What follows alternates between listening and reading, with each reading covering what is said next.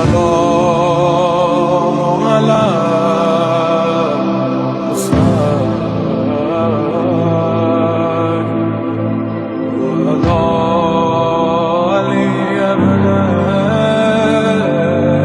بسم اللہ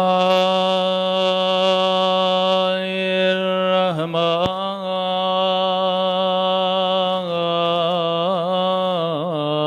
الرحیم الحمد للہ رب العالمین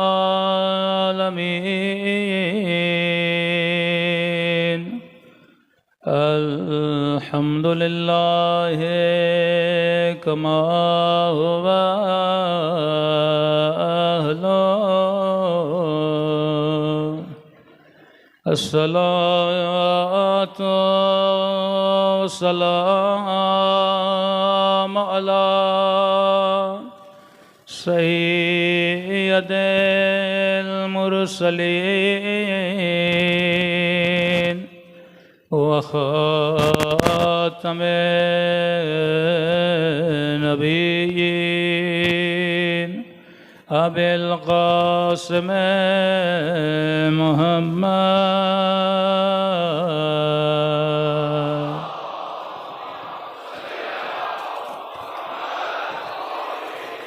وعلی آلہ الطیبین الطاہرین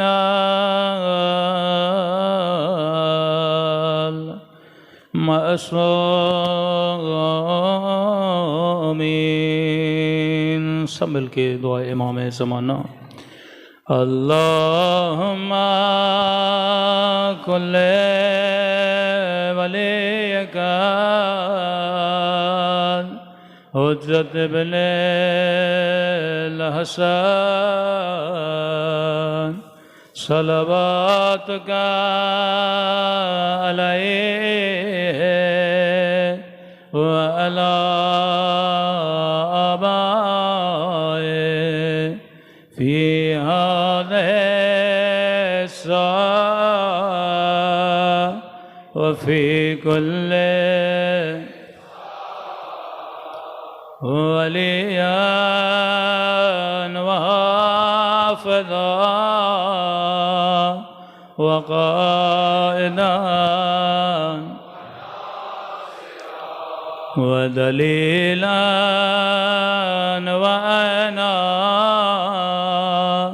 حتى تسكنه أرضك طوعا وتمتعه فيها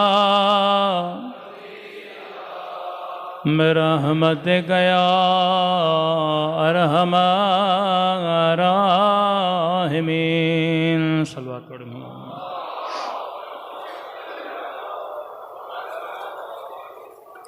بسم اللہ الرحمن الرحیم رب اشرح لی صدری ویسر لی امری واحلل عقدۃ من لسانی یفقهوا قولی اما بعد فقد قال سبحانہ وتعالی فی محکم کتابہ بسم اللہ الرحمن الرحیم یا ایہا الذین آمنوا من یرتد منکم عن دینہ فسوف یأتی اللہ بقوم یحبهم ویحبونہ۔ صلوات پڑھے محمد وعلی محمد۔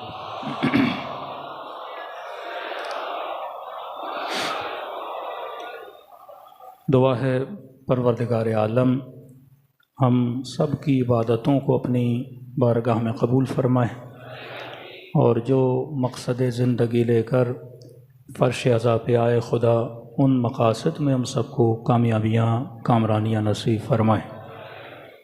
خدا کا شکر ہے جیسے دنیا اپنے دن گزار رہی ہے ویسے خدا تشیع کو عزت عطا کر رہا ہے۔ آج واقعاً عالم اسلام میں اگر کسی مسلمان کو اسوہ بنایا جا سکتا ہے ظلم کے مقابلے میں، استعمار کے مقابلے میں، وہ اہل بیت علیہ الصلوۃ والسلام کے ماننے والے ہیں۔ ریسنٹ جو فلسطین کا معاملہ ہوا، آپ نے شدت سے محسوس کیا ہوگا اپنی عزت کو، اپنے وقار کو، اپنے فخر کو، کہ دنیا کے ہر مسلمان کا سر استعماری طاقتوں کے سامنے جھکا ہوا تھا، لیکن یہ برکت عزائے حسینی ہے کہ ہمارا سر عزت کے ساتھ رکا ہوا تھا۔ تو کبھی سوچیں کہ یہ عزت جو تشیع کو ملی، یہ آپ ایسے نہ سمجھیں کہ یہ ہمیں پلیٹ میں رکھ کے دی گئی ہے۔ وہ کون سا ملک ہے جہاں پہ تشیع کی تاریخ کو دیکھیں، اس تاریخ میں شہادتیں نہ ہوں؟ وہ کون سا ملک ہے، عراق لے لیں، ایران لے لیں، پاکستان لے لیں، جگہ جگہ شیعوں نے لاشیں اٹھائی ہیں۔ لیکن ان تمام تر کے باوجود ایک وہ دشمن جو یہ چاہے کہ شیعت کا وجود ہی ختم ہو جائے، کہ آج نہیں 1400 سال پہلے اس جرم میں ایک خاتون کے بچے کو شکم سے نکال کے مارا گیا کیونکہ وہ علی کے چاہنے والی تھی۔ پھر وہ موصل کے جرائم، پھر وہ یہاں کے جرائم، لیکن اس کے باوجود دن بدن شیعہ مضبوط ہو رہے ہیں۔ کبھی سوچا کریں کہ ہماری مضبوطی کی وجہ کیا ہے؟ اس کی وجہ یہ عزاداری کا سسٹم ہے جس نے ہمیں آپس میں جوڑے رکھا ہے۔ ان کو پتا ہے کہ کتنا بھی ان کو ڈرایا جائے، مارا جائے، یہ ہر چیز سے تو ڈر سکتے ہیں لیکن علم عباس کو اٹھانے سے نہیں ڈرتے۔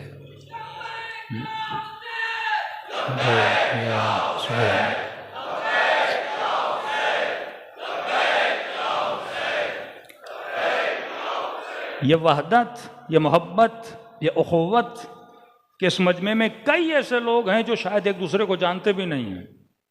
ہم تو ایک دوسرے کے چہرے بھی حسین کے صدقے میں دیکھتے ہیں، ہمیں تو ایک دوسرے سے ملاقات بھی امام حسین کے صدقے میں ہوتی ہے۔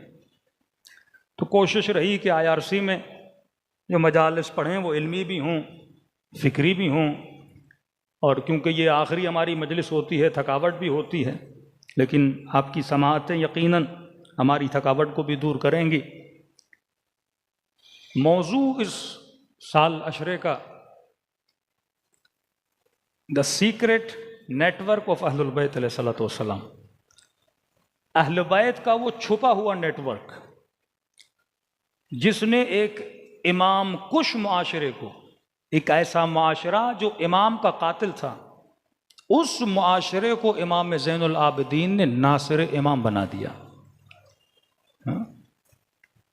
یہ انبیاء کا کارنامہ تھا کہ اللہ نے رسول خدا کو اس معاشرے میں بھیجا جو اس وقت دنیا کا سب سے بدترین معاشرہ تھا۔ ایام فاطمیہ کا میرا موضوع ہے، آپ جا کے سن لیں کہ آراب جاہلیت کی جب آپ جہالت پڑھیں گے تو آپ پریشان ہو جائیں گے۔ آج یہ بولیں کہ مولانا مثلاً یورپ میں جائیں، مختلف قسم کے زنا ہیں وہاں پر۔ عرب کے یہاں تقریباً 7 سے لے کے 8 زنا ایسے تھے جن کو انسان ممبر سے بھی بیان نہیں کر سکتا۔ اس قدر گراوٹ کا معاشرہ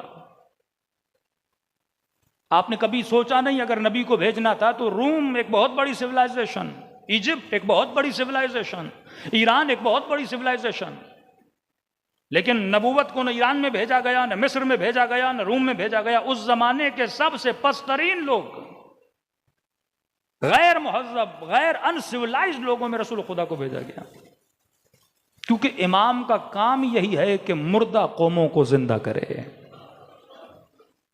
ایک نیٹ ورک جو رسول خدا نے بچھایا، ایک انسان ایمان لاتا ہے، 2 لوگ ایمان لاتے ہیں، وہاں کے غریب ایمان لاتے ہیں، پھر اتنی طاقت پکڑ لیتے ہیں، جنگیں جیت جاتے ہیں، مکے کو فتح کر لیتے ہیں۔ ایسے عرب کے لوگ جو ایک دوسرے کے خون کے پیاسے تھے، ایسی کون سی تبدیلی رسول خدا نے لائی کہ اپنے گھروں کو ایک دوسرے کے ساتھ تقسیم کر رہے ہیں، قربانیاں دینے کے لیے تیار ہیں، بچے رسول خدا پہ قربان کرنے کے لیے تیار ہیں، اپنی دولتیں رسول خدا پہ لٹانے کے لیے تیار ہیں۔ پھر رسول خدا کے جانے کے بعد ایسی تنزلی آتی ہے اسی معاشرے میں، اپنے اصل کی طرف پلٹ کے چلا جاتا ہے کہ وہی معاشرہ پھر اپنے نبی کے نواسے کا قاتل بن جاتا ہے۔ یہ مسلمانوں کے لیے ایک لمحہ فکریہ ہے۔ وہ معاشرہ جسے نبی یہ کہہ رہے ہیں کہ قُلْ لَا أَسْأَلُكُمْ عَلَيْهِ أَجْرًا إِلَّا الْمَوَدَّةَ فِي الْقُرْبَى، میں بس ایک ہی چیز مانگ رہا ہوں کہ میرے آل سے، میری اہل بیت سے کیا کرنا؟ مودت کرنا، محبت کرنا۔ صلہ محبت کیا ہے کہ حسن کے جنازے میں 70 تیر لگائے جاتے ہیں۔ صلہ محبت یہ ہے کہ بیٹی کو فدق نہیں دیا جاتا۔ صلہ محبت یہ ہے کہ حسین ابن علی کو کربلا کے میدان میں کس طریقے سے مارا جاتا ہے کہ جرم کی ایک انتہا ہوتی ہے۔ مطلب کوئی ایسا جرم نہیں تھا جو کربلا میں نہیں ہوا۔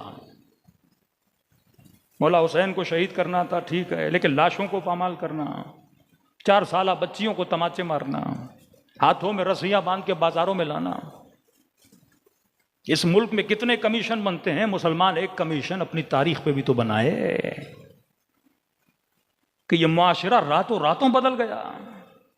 وہ کون سے اسباب تھے، وہ کون سے عناصر تھے جن کی وجہ سے یہ معاشرہ قاتل حسین بن رہا ہے؟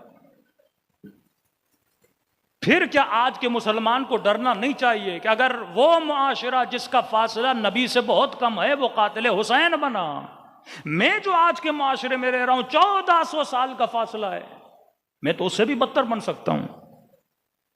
لیکن اس پورے تلاطم میں بھائی ہم لوگ پہلے سے تو شیعہ نہیں تھے نا، یہ 1400 سال کا تسلسل ہے کہ آج پاکستان میں اتنے شیعہ ہیں۔ یہ 1400 سال کا تسلسل ہے کہ ایران شیعہ ہے، یہ 1400 سال کا تسلسل ہے کہ عراق میں شیعہ ہیں، بغداد میں شیعہ ہیں، آذربائیجان میں شیعہ ہیں۔ یہ ایک دن میں تو نہیں بنے ہیں۔ وہ کون سی سیکریٹ مینجمنٹ تھی اہل بیت کی، یہ کون سا سیکریٹ نیٹ ورک تھا اہل بیت کا کہ ایک ایسا معاشرہ جو قاتل امام تھا اس معاشرے کو ناصر بنا دیا۔ امام حسین اور امام محمد باقر میں ایک امام کا فاصلہ ہے۔ اس ایک امام کے فاصلے نے ایک ایسا معاشرہ جو امام حسین کو مار رہا ہے، ایک ایسا معاشرہ جو کہہ رہا بغضاً لبی گلا کاٹ رہا ہے، ایک ایسا معاشرہ جو پتھر مار رہا ہے، ایک امام کے فاصلے کے بیچ میں جب 5ویں امام کا زمانہ آتا ہے تو جس بھی مسجد میں جاؤ تو آواز آ رہی ہے قال صادق قال جعفر۔ صرف ایک مسجد میں 1000 کے قریب شاگرد امام محمد باقر کے، 4000 کے قریب شاگرد امام جعفر صادق کے، ایک شاگرد 70,000 حدیثوں کا ناقل بنا۔ آپ سمجھ رہے ہیں آج واقعاً جوان سے پوچھا جائے امام زین العابدین کا تصور کیا آپ کے ذہن میں؟ کانسیپٹ آف امام زین العابدین میرے ذہن میں یہ کہ ایسا امام علیاذ باللہ بیمار ہے، خیمے کے اندر ہے، ہاتھوں میں رسیاں ہیں، زخمی امام ہے اور 24 گھنٹہ وہ روتے تھے بس۔ 20-25 سال اس امام نے ایسا کیا کیا؟ وہ کون سی سیکریٹ کام تھے امام کے کہ جب 5ویں امام کا زمانہ آتا ہے تو ہزاروں کی تعداد میں شاگرد مسجدوں میں بیٹھے ہیں۔ اہل سنت کے چاروں مکاتب کے امام اٹھائیں یا ڈائریکٹ یا انڈائریکٹ یہ شاگرد ہیں امام جعفر صادق علیہ السلام کی۔ علم کی کڑیاں ملتی ہیں تو ان سے، صوفیاء کو اٹھائیں کڑیاں امیر المومنین سے، فرقہ زیدیہ، فرقہ اسماعیلیہ جن پہ میں کل کی مجلس میں آؤں گا، یہ ساری لڑیاں نکلی۔ ان کو تربیت کس نے دی؟ اہل بیت علیہ السلام۔ ایک وہ تربیت تھی جو دشمن کو نظر آتی تھی، ظاہر ہے وہ تربیت دشمن دیکھتا اہل بیت کو روک لیتا۔ ایک وہ تربیت تھی جو چھپی ہوئی تھی، وہ نہ آپ کو نظر آئے گی نہ مجھے۔ علماء فرماتے ہیں اہل بیت کی مثال اس پہاڑ کی طرح ہے کہ جس پہاڑ پر برف پڑا ہوا ہے، یعنی آدھے پہاڑ پہ برف ہے، آدھے پہاڑ پہ برف نہیں ہے۔ جو نہیں ہے وہ ہمیں نظر آ رہا ہے، جس پہ برف پڑا وہ ہمیں نظر نہیں آ رہا، اور اس کا کب پتہ چلے گا؟ گزرے زمان میں پتہ چلے گا۔ اس زمانے میں اگر یزید سے پوچھا جاتا کہ تو کامیاب ہوا یا امام حسین کامیاب ہوا، وہ یہ سمجھتا میں کامیاب ہوا، لیکن وقت نے بتایا کہ یزید مرد آباد تھا اور حسین زندہ باد ہے۔ زندہ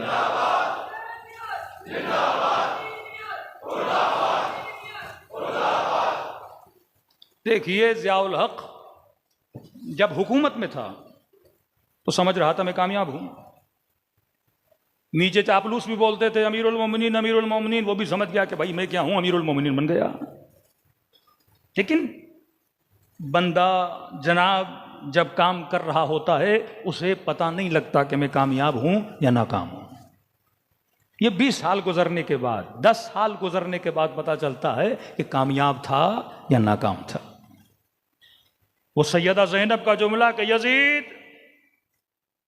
آج تخت تیرا ہے، فوجیں تیری ہیں، نقارے تیرے ہیں، آوازیں تیری ہیں، لیکن ایک وقت آئے گا یہی شہر ہوگا تیرے نام سے جانا نہیں جائے گا، میرے نام سے جانا جائے گا۔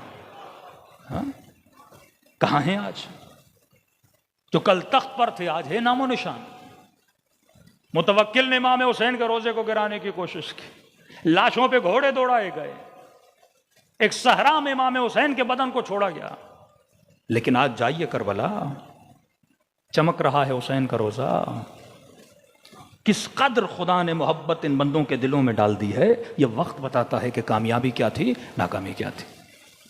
اب یہ نیٹ ورک آف اہل البیت، اگر کوئی مومن ڈیزائنر ہو تو اس کو واقعاً چھاپ کے اپنے گھروں میں بورڈ بنا کے اپنے گھر کی دیواروں پہ آپ لگا سکتے ہیں کہ اہل بیت کا نیٹ ورک کیا ہے۔ دشمن اس نیٹ ورک کو تباہ کر رہا ہے۔ یہ نیٹ ورک جب تک ہے تشیع کامیاب ہے۔ دنیا کی کوئی طاقت آپ کو شکست نہیں، مار سکتی ہے، قتل کر سکتی ہے، گلے کاٹ سکتی ہے، لیکن اس نیٹ ورک کو کبھی ختم نہیں کر سکتی۔ نیٹ ورک آف اہل البیت، یہ نیٹ ورک فیڈ کہاں سے ہوتا ہے؟ کسی بھی نیٹ ورک کو چلانے کے لیے اس کی فیڈنگ ضروری ہے۔ تو آپ ایک چورس مربع بنائیے، یہ نیٹ ورک ہے۔ یہ نیٹ ورک فیڈ ہوتا ہے دو چیزوں سے، جس کا نام ہے عقل اور فطرت۔ دنیا کا کوئی بھی مکتب اٹھائیں اس میں عقلانیت نہیں ہے۔ مکتب تشیع عقل کا مکتب ہے۔ آپ کے مکتب میں اتنی جذابیت کیوں ہے، اٹریکشن کیوں ہے کہ 4 دن ایک بندہ شیعوں کے ساتھ گھومتا ہے، فقہ تشیع کا مطلب فقہ اہل بیت کو جب اسٹڈی کرتا ہے وہ اٹریکٹ ہونے لگتا ہے۔ ہمارے طلاق کا مسئلہ، ہمارے نکاح کا مسئلہ، ہمارے فقہی مسائل، ہمارے شرعی مسائل، اس میں عقلانیت بہت پائی جاتی ہے۔ ایون محبت کس سے کرنی ہے، نفرت کس سے کرنی ہے، کمپلیٹ ایک سیدھی لائن ہے۔ لیکن آج مسلم سوسائٹی کنفیوز ہے ایون محبت کے معاملے میں، وہ بھی اس نیٹ ورک کا حصہ ہے، آگے آگے بیان کروں گا۔ اس نیٹ ورک کی فیڈنگ ہوتی ہے دو چیزوں سے، عقل اور فطرت۔ اس مکتب میں غیر عقلانی چیز نہیں ہے، اس مکتب میں غیر فطری چیز نہیں ہے۔ وہاں بھی بن جاؤ گے، کہیں گے باپ مر گیا، رونا نہیں، بیٹا مر گیا، رونا نہیں، حسین کی مجلس میں رونا نہیں، خلاف فطرت۔ ایک انسان ہے، بندہ ایک ڈرامہ بھی دیکھتا ہے، سیڈ سین آتا ہے، رونے لگتا ہے، اور ایک کی ماں مر گئی آپ کے رو نہیں، باپ مر گیا آپ کو رو نہیں، خلاف فطرت۔ ایک ایسا حکم جو فطرت کے خلاف ہے، اور وہ فطرت جو خدا نے بنائی، بندے نے نہیں بنائی۔ انسان کو دل ہے، کبھی دکھ ہوتا ہے، کبھی خوشی ہوتی ہے، کیسے ممکن ہے بندہ نہ روئے؟ آپ ایک مووی دیکھ کے روتے ہو، اور یا ہم سنیں نبی کے نواسے کا گلا کاٹا گیا اور انسان نہ روئے۔ فطرت کا تقاضا ہے کہ آپ جس سے محبت کرتے ہو اس کی تکلیف آپ سے برداشت نہیں ہوتی۔ یہی طلاق کا مسئلہ، انڈیا میں اتنا کیس چلا، 3 طلاق 4 طلاق، لیکن اسی مسئلے کی وجہ سے کتنے لوگ اس مکتب میں آئے۔ رضاعت کا مسئلہ، دودھ پینے کا مسئلہ، تیجانی سماوی صاحب کی کتاب پڑھے، وہ فرماتے ہیں صرف اسی مسئلے سے میں نے تونس میں 4 لاکھ لوگ شیعہ بنائے، انہوں نے 4 لاکھ لوگ شیعہ۔ وہ تیونس جہاں کوئی شیعہ نہیں تھا، کیونکہ بعض مسائل غیر فطری، غیر عقلانی ہیں، کہ شوہر غصے میں ہے، بیوی کو کا طلاق ہے، کا جناب ہو گئی۔ ابھی تو کمال بھی کر دیا کہ ڈراموں میں جتنے نکاح ہیں کا ہو گئی۔ تو ایک ایکٹر نے کہا میرے تو تقریباً 400 ہو گئے ہیں، تو شروع والے کون ہیں اور آخر والے کون ہیں؟ غیر فطری دین، غیر عقلانیت۔ فقہ اہل بیت میں عقلانیت ہے۔ آج میڈیا کے ذریعے ہمارے شیعوں کی ایک تفریق پیدا کی جا رہی ہے کہ ان کو فطرت اور عقل سے دور کیا جائے۔ خود اجتہاد کا مسئلہ کمپلیٹ عقلانی مسئلہ ہے، لیکن آج برمار ہے کہ تشیع کو اجتہاد سے دور کیا جائے، اور مخالفین اجتہاد کو جب دلیل دی جاتی ہے کہتے ہیں آپ روایت پڑھو، آپ حدیث پڑھو، لیکن یہ نہیں کہو کہ جناب بیمار ہو جاتے ہیں تو ڈاکٹر کے پاس جاتے ہیں، اس کو ہم نہیں مانیں گے۔ بھائی کیوں؟ اہل بیت کے مکتب کا پہلا جو اصول ہے وہ عقل ہے، اور فرماتے عقل حجت ہے۔ امیر المومنین کو اگر ہم امام مانتے ہیں کس چیز کی وجہ سے؟ عقل کی وجہ سے، کہ امام وہ ہونا چاہیے جو سب سے زیادہ عالم ہو، سب سے زیادہ شجاع ہو، حسب میں بہتر ہو، نسب میں بہتر ہو۔ عقلانی دلیل امیر المومنین پر، ورنہ آپ بولو گے ایمان میں زیادہ تھے وہ بھی 10 لوگ کھڑے کر دیں گے، لیکن دلیل عقلانی دیتے ہو تو علم کے میدان میں علم طالب آگے تھے، شجاعت کے میدان میں علم طالب آگے تھے۔ عقلانی طور پر ہم اس مکتب میں داخل ہوئے۔ اگر آپ مکتب تشیع سے عقل کو نکالو گے اس مکتب میں کچھ بھی باقی نہیں رہتا۔ اور عقل کا تقاضا ہے کہ جاہل کس سے پوچھتا ہے؟ عالم سے پوچھتا ہے. گھر بنانا ہو عالم سے، کتاب لکھنی ہو عالم سے، بیمار ہو عالم کے پاس. آپ اس اصول کلی کو کیسے حذف کر سکتے ہو؟ اور معاشرے میں انسجام کیسے پیدا ہوگا؟ تشیع سے اگر مرکزیت ختم ہو گئی تو شیعہ نہیں باقی رہتے. مثال کے طور پہ آپ کا مرکزی جلوس ہے اور وہ ہر بندہ کراچی میں بولے کہ میرا جلوس مرکزی ہے، تو یہاں نظام درہم برہم ہو جائے گا.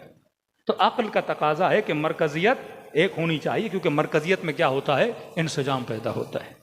تو یہ جو نیٹ ورک اہل بیت علیہ الصلوۃ والسلام نے بنایا، یہ نیٹ ورک جہاں سے فیڈنگ لیتا ہے، جہاں سے اس کا غذائیت اس کے وجود میں آتی ہے، اس کا نام ہے عقل اور فطرت. اب اس نیٹ ورک کے کچھ قوانین ہیں. جو بیسک اس نیٹ ورک کا قانون ہے وہ ہے معروف اور منکر. قانون اور لا قانونیت. آج کا جوان دیکھ رہا ہے کہ پاکستان تباہی کی طرف بڑھ رہا ہے. وجہ کیا ہے؟ کیونکہ قانون نہیں ہے. امیر کا الگ قانون ہے، غریب کا الگ قانون ہے، جس کی لاٹھی اس کی بھینس. تو اہل بیت نے قانون بنایا. یزید کو بھی کہا اس قانون پہ چلو. امیر المومنین نے اس زمانے میں اصحاب کو بھی کہا کہ آپ اس قانون پہ چلیں. قانون کیا ہے؟ معروف اور منکر. معروف اور منکر کو بنائے گا کون؟ قرآن اور اہل بیت. بتائیں گے کون؟ قرآن اور اہل بیت. معروف کیا ہے؟ ما امرتم بہ. منکر کیا ہے؟ ما نہیتم عنہ. جو آپ نے کہا وہ ہم کریں گے، جس سے آپ نے روکا ہم روکیں گے. اس قانون، اس نیٹ ورک کو اہل بیت میں جو رہنا چاہتا ہے اس نے اس قانون پہ عمل کرنا ہے. اگر اس نے معروف پہ عمل نہ کیا، منکر سے گریز نہ کیا، وہ آٹومیٹیکلی اس نیٹ ورک سے نکال کے پھینک دیا جائے گا. اور اسی نیٹ ورک کے ذریعے سے اہل بیت نے اپنے چاہنے والوں کی تربیت کی. اب معروف کا مطلب یہ نہیں کہ مثلا امام نے کہا کہ یہ کاغذ یہاں رکھنا ہے، اب میں کہوں یہاں پڑھا رہے کیونکہ معصوم نے کہا ہے. امرتم بہ یہاں رکھنا ہے. فرمانی عمل کرو، لیکن تمہیں اہل بیت سوچنے سے نہیں روکتے. یہ سوچو ضرور کہ یہ کیوں کہا کہ یہاں رکھوں. وہ معصوم کی جو فکر، جو اصول ہے، اس تک پہنچنے کی کوشش کرو. اخبار گری نہ کرو. اخباری کیا کہتے ہیں؟ جو کہا وہ کرو، لیکن اس میں سوچو نہیں. اصولیین کہتے ہیں نہیں، جو معصوم نے حکم دیا میں سوچوں کہ معصوم نے حکم کیوں دیا، اور اگر کوئی ایسا زمانہ آیا جہاں پر حکم معصوم نہیں تھا، اور اگر مجھے معصوم کے مزے اور مزاج کا پتہ ہوگا تو میں اس حکم تک پہنچنے کی صلاحیت پیدا کر سکتا ہوں. مثلا کہا کہ خنزیر نہ کھاؤ، حرام ہے. اب میں نے کھانا تو نہیں ہے، لیکن یہ نہیں کہ میں نہ سوچوں. کیوں نہیں؟ ریسرچ کروں گا بھائی، کیونکہ اس کے کھانے سے انسان بغیرت ہو جاتا ہے. شراب نہ پیو، حرام ہے. میں سوچوں، عمل نہیں لیکن سوچوں گا کیوں حرام ہے. کیونکہ جب شراب آتی ہے انسان اپنے کنٹرول کو کھو بیٹھتا ہے. محفل لہو و لعب میں جانا منع ہے، حرام ہے. ایک ایسی محفل جس کے نہ دنیا کا فائدہ نہ آخرت کا فائدہ، اور بندہ کیے جا رہا ہے، کرے جا رہا ہے. مثلا کوئی جوان ہے، ٹیسٹ میچ دیکھ رہا ہے، گھنٹوں گھنٹوں گزر جاتے ہیں. بھائی آپ کو نہ فائدہ ہے، نہ نفع ہے، نہ نقصان ہے. آپ کا ٹائم ضائع ہو رہا ہے، اور آپ کو عادت پڑ گئی وہ کام کرے کرے، آپ اپنے وقت کو ضائع کر رہے ہو. فرماتے ہیں یہ حرام ہے. وقت وہاں لگاؤ یا دنیا بنے یا آخرت بنے. پہلا اصول عقل اور فطرت، جہاں سے یہ نیٹ ورک آف اہل البیت فیڈ لیتا ہے. قانون یہ ہے اس نیٹ ورک کا کہ اس نیٹ ورک میں جو بھی بندہ رہے گا، والمعروف ما امرتم بہ، اور منکر ما نہیتم عنہ، جو کہا وہ کریں گے، جس سے کہا رکو ہم اس سے رک جائیں گے. اس نیٹ ورک کے اندر ٹولز کیا ہیں کہ جس کے ذریعے سے افراد کو ایک دوسرے کے ساتھ جوڑا جائے؟ فرمایا وہ ہے محبت اور بغض، تولا اور تبرہ. آج آپ سب لوگ یہاں جمع ہو کس چیز کی بنیاد پہ؟ محبت کی بنیاد پہ. آپ کو کون کھینچ کے یہاں لایا؟ محبت کی بنیاد. ہزاروں ملینز لوگ کربلا جاتے ہیں، کون آپ کو کھینچتا ہے؟ محبت. یہ کون ہے جو ہمیں ایک دوسرے کے ساتھ جوڑ رہا ہے؟ محبت. کس نقطے پہ ہم جمع ہیں؟ محبت میں اور نفرت میں. حسین سے محبت، حسین کے دشمن سے نفرت، یہ اٹل فیصلہ ہے. کوئی شیعہ کہیں بھی ہوگا یزید سے محبت نہیں کر سکتا، اہل بیت کے دشمن سے محبت نہیں کر سکتا. حرارتن فی قلوب المؤمنین، فرمایا ہم نے مومنوں کے دلوں میں اس محبت کی حرارت کو ایسا اجاگر کیا ہے، یہاں محرم کا چاند نظر آتا ہے، کسی اشتہار کو لگانے کی ضرورت نہیں ہے، یہ حسین کی محبت میں ساتھ جمع ہو جاتے ہیں۔ یہ عشق حسین ہے جو ان کو جمع کرتا ہے کہ جناب 2 گلیاں دور بھی پیدل جانے کے لیے تیار نہیں ہوتا، لیکن کربلا میں منتیں کرتے ہیں گاڑی پہ بیٹھ کے، تو نہیں، میں نے پیدل حسین کی طرف جانا ہے۔ یہ کیا ہے؟ یہ محبت۔ اس محبت نے ہم سب کو کیا کیا ہے؟ جوڑے رکھا ہے۔ محبت اہل بیت کی وجہ سے، نفرت اہل بیت کی وجہ سے۔ اور خدا کی قسم، یہ محبت اتنا قیمتی اثاثہ ہے کہ جس نے آپ کو کئی چیزوں سے بچایا ہے۔ آج شیعہ محبت میں کنفیوز نہیں ہے، نہ ہی نفرت میں کنفیوز ہے۔ ہمیں پتا ہے کہ محبت کس سے کرنی ہے، ہمیں یہ بھی پتا ہے کہ ہم نے نفرت کس سے کرنی ہے، لیکن غیر شیعہ جتنا معاشرہ ہے واللہ اس کا جوان، اس کا پڑھا لکھا بندہ، سارے کنفیوز ہیں کہ ایک طرف کہیں کہ اللہ کے رسول نے کہا کہ میری آل سے محبت کرنی ہے، اور دوسری طرف کہیں کہ ہمیں قاتل سے بھی محبت ہے، ہمیں مقتول سے بھی محبت ہے۔ کنفیوزڈ معاشرہ کہ تیسری ملاقات امام حسین کی ابن سعد سے، اور سوال کرتے ابن سعد مجھے کیوں مارنے کے لیے آئے ہو؟ کہتا ہے حسین بغضاً لأبیک، تصور کریں آپ کہ تمہارے باپ کے بغض کی وجہ سے، یہ بیمار معاشرہ جس کی محبت اور نفرت کیا ہو گئی، اس میں رد و بدل آ گیا، جس کو جہاں ہونا چاہیے وہ وہاں نہیں، اور جس کو جہاں نہیں ہونا چاہیے وہ وہاں ہے۔ جس علی کے لیے نبی یہ کہیں کہ اگر علی سے محبت نہیں، جس کے لیے قرآن کی آیت پڑھیں کہ مودۃ فی القربیٰ، جن سے آپ نے محبت کرنی ہے، اور اس کے بدلے میں وہ کیا کہہ رہا ہے کہ بغضاً لأبیک، تیرے بدبخت جس کا تمہیں عاشق ہونا ہے تم اس سے کیا کر رہے ہو؟ نفرت کر رہے ہو۔ چیزیں رد و بدل ہو گئیں، جو لائق محبت تھا اس کو انہوں نے لائق نفرت بنا دیا۔ سیدہ سے محبت کرنی ہے، اس کے دشمن سے نفرت کرنی ہے۔ علی سے محبت کرنی ہے، اس کے ہاتھوں میں جس نے رسیاں باندھی اس سے محبت نہیں کرنی۔ حسن سے محبت کرنی ہے، جس نے حسن کے جنازے پہ 70 تیر چلائے اس سے محبت نہیں کرنی۔ حسین سے محبت کرنی ہے، جس نے حسین کے گلے کے کاٹنے کا حکم دیا اس سے نفرت کرنی ہے۔ لیکن معاشرے میں محبت اور نفرت کا رد و بدل ہو گیا۔ اب اہل بیت کا کام ہے اس مردہ معاشرے کو زندگی دیں، وہ کینسر زدہ معاشرہ۔ رسول خدا جب آئے یہ اسی طرح مردہ معاشرہ تھا، نبی نے ایک نیٹ ورک بچھایا۔ یا آپ صیغہ اخوت جو سنتے ہیں کہ مدینے کے انصار نے اپنے گھروں کو تقسیم کیا مہاجرین کے ساتھ، یہ وہی محبت کا اصول تھا، محبت اور نفرت۔ رسول خدا کے بعد رسول تک تو محبت صحیح رہی، لیکن رسول کے بعد مسلمان کنفیوز ہو گیا، بھائی کس سے محبت کروں؟ جنگ جمل میں آئے تو کہا ادھر والوں سے بھی محبت ہے، ادھر والوں سے بھی محبت ہے۔ صفین میں پہنچے کہا ادھر والوں سے بھی محبت، ادھر والوں سے۔ نہروان میں پہنچے کہا ادھر والوں سے بھی محبت۔ اب کنفیوز ہو گیا، کرے کیا کریں؟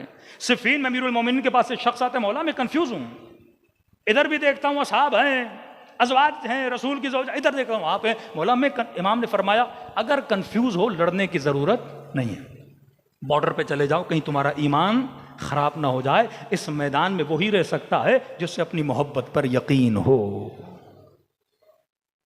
یہ لائن اور لینتھ جو رسول خدا بتا کر گئے، اس میں مسلمان باقی نہ رہا۔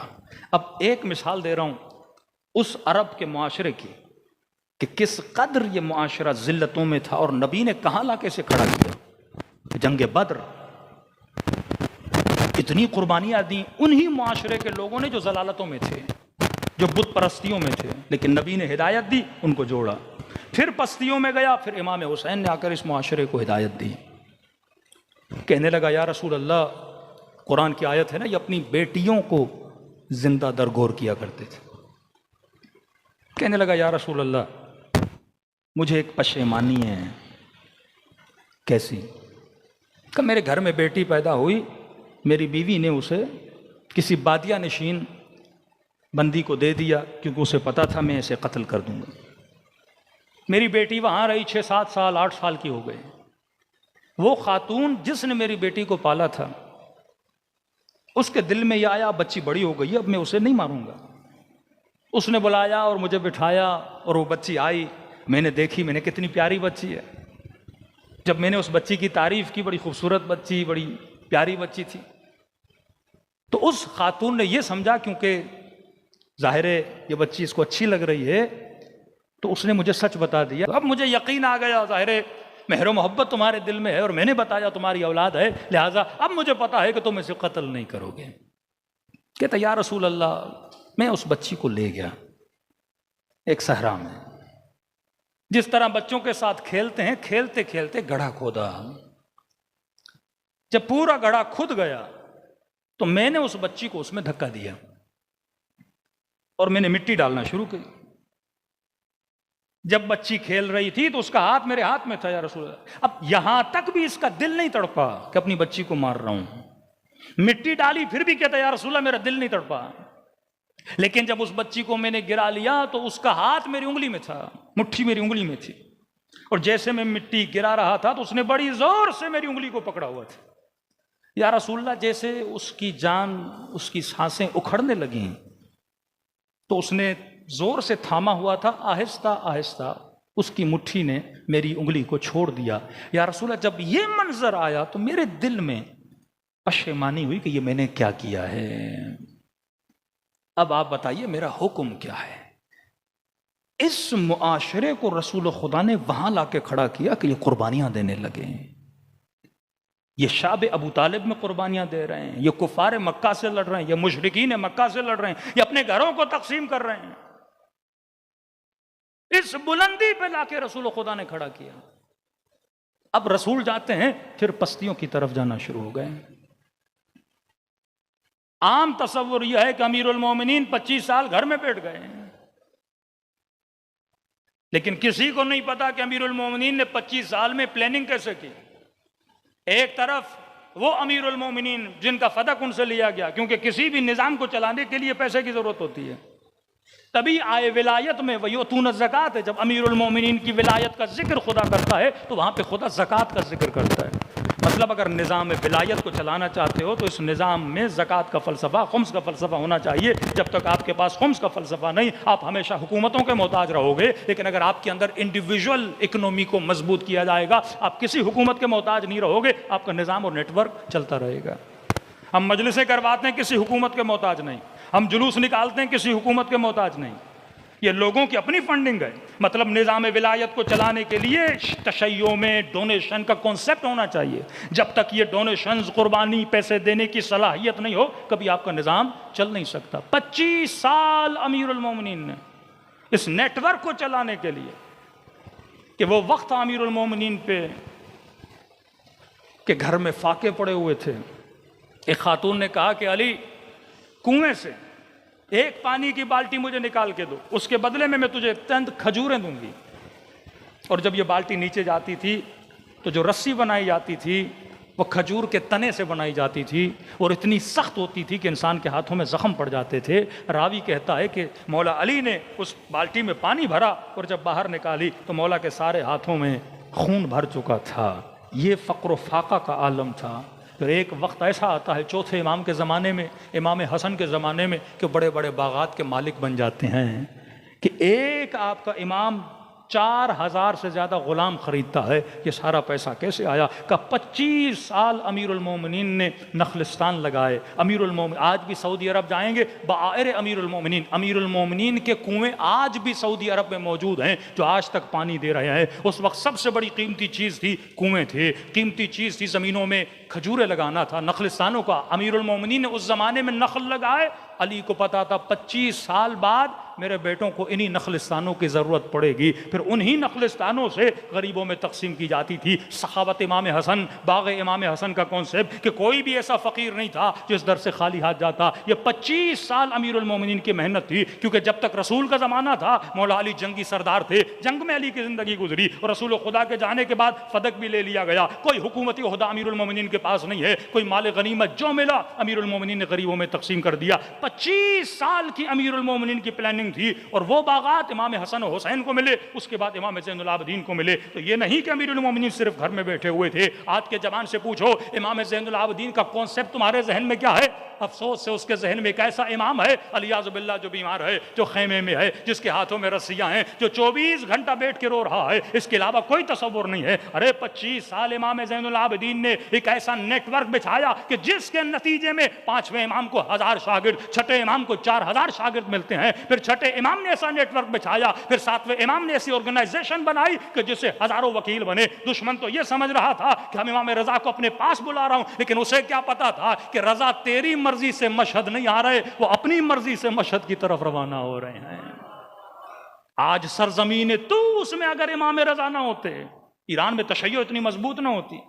پوری پلاننگ تھی کہ ہم نے کہاں جانا ہے، کہاں پہ انویسٹ کرنا ہے، کہاں پہ فکری تربیت کرنی ہے۔ دشمن تو سمجھتا تھا کہ اہل بیت گھر میں بیٹھے ہوئے ہیں، اس نے تو حصار میں رکھا ہوا تھا، لیکن اہل بیت کے گھروں سے جو لکڑیاں بھی جاتی تھیں ان میں حدیثیں چھپی ہوئی ہوتی تھیں۔ جو تیل کی دیگیں دشمن بھیجتا تھا، وہ دیگیں جب خالی ہو کے واپس جاتی تھیں، اس میں معصومین حدیثوں کے انبار بھر کے اپنے شیعوں تک پہنچاتے تھے۔ تو یہ مت سمجھنا اس تشیع کے نیٹ ورک میں اہل بیت کی پلاننگ نہیں تھی، ایک سیکریٹ پلاننگ تھی، جس کے ذریعے سے آج یہ مکتب ایک تنومند درخت بن چکا ہے۔ اور آج دشمن بھی کہنے پر مجبور ہے کہ آج کے استعمار کے مقابلے میں اگر کوئی کھڑا ہے تو وہ علی والے کھڑے ہیں، وہ حسین والے کھڑے ہیں، وہ حجت خدا امام زمانہ کے منتظر کھڑے ہیں۔ صلوات پڑھے محمد والے محمد۔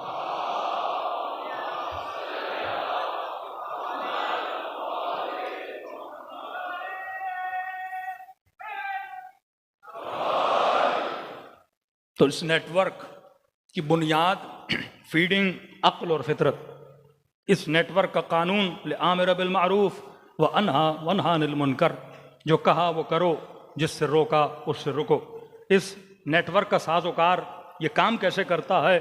اس کا اصول ہے ایک دوسرے کے ساتھ محبت کا رکھنا۔ وقلبی لقلبکم سلم، مولا میرا دل آپ کے دل سے ملا ہوا ہے۔ فرما شیعو یہ یاد رکھنا، محبت ہماری وجہ سے، نفرت ہماری وجہ سے۔ کبھی بھی اپنی ذاتی اختلاف کی وجہ سے شیعہ سے ناراض نہ ہو۔ سخت حدیث ہیں، 3 دن گزر جائیں مومن سے ناراض ہو، فرمایا اللہ اور علی کی اس پہ لعنت ہوتی ہے۔ اپنی ذاتی اختلافات کو ختم کرو۔ فرمایا تمہاری قوت یہ ہے کہ تم علی کے نام پہ جمع ہوتے ہو، تم علی کی وجہ سے دشمن کے مقابلے میں آتے ہو، اور دشمن اسی قوت کو توڑنا چاہتا ہے۔ جب تک یہ محبت اور مودت، جب تک یہ محبت اور بغض کا فلسفہ ہے، تب تک آپ جڑے رہیں گے۔ اور فرمایا اس کا نتیجہ کیا ہے، اس کا ثمرہ کیا ہے؟ عقل، فطرت، معروف اور منکر، محبت اور بغض، قانون بنائے گا کون؟ قرآن اور اہل بیت۔ ثمرہ یہ ہے کہ اگر تم اس نیٹ ورک میں رہے، اللہ تجھے ثمرہ یہ دے گا، عدل اور حکمت۔ یہ معاشرہ صاحب عدل بنے گا، صاحب حکمت بنے گا۔ کہ ملئت ظلماً و جورا، امام زمانہ، دنیا ظلم اور جور اور فسق و فجور سے بھر چکی ہے۔ جب مولا ظہور کریں گے تو ملئت عدلاً و قسطا، جب مولا ظہور کریں گے اس کا ثمر کیا ہوگا کہ معاشرے میں عدالت قائم ہو جائے گی اور معاشرے میں حکمت آ جائے گی۔ فرمایا جو بھی اس نیٹ ورک کا حصہ رہے گا، خدا اسے یہ حکمت عطا کرے گا۔ اگر میرے گھر میں اہل بیت کا نیٹ ورک قائم ہے تو میرے گھر میں عدالت بھی ہونی چاہیے، حکمت بھی ہونی چاہیے۔ آج آپ عراق جاتے ہو، واللہ محسوس ہوتا ہے کہ میں پاکستانی ہوں، وہ عراقی ہے۔ جب اربعین کی واک میں چلتے ہو، کس چیز نے ہمیں جوڑا ہوا ہے؟ نام امام حسین نے جوڑا ہوا ہے۔ وہاں ایک ہی پہچان ہے، حسین، وہاں ایک ہی رشتہ ہے، حسین۔ وہاں نام حسین آتا ہے، آنکھوں سے آنسو آ جاتے ہیں۔ تو یہ وہ حرارت ہے جس نے ایک مومن کو دوسرے مومن سے جوڑا ہوا ہے۔ صلوات پڑھے محمد وآل محمد۔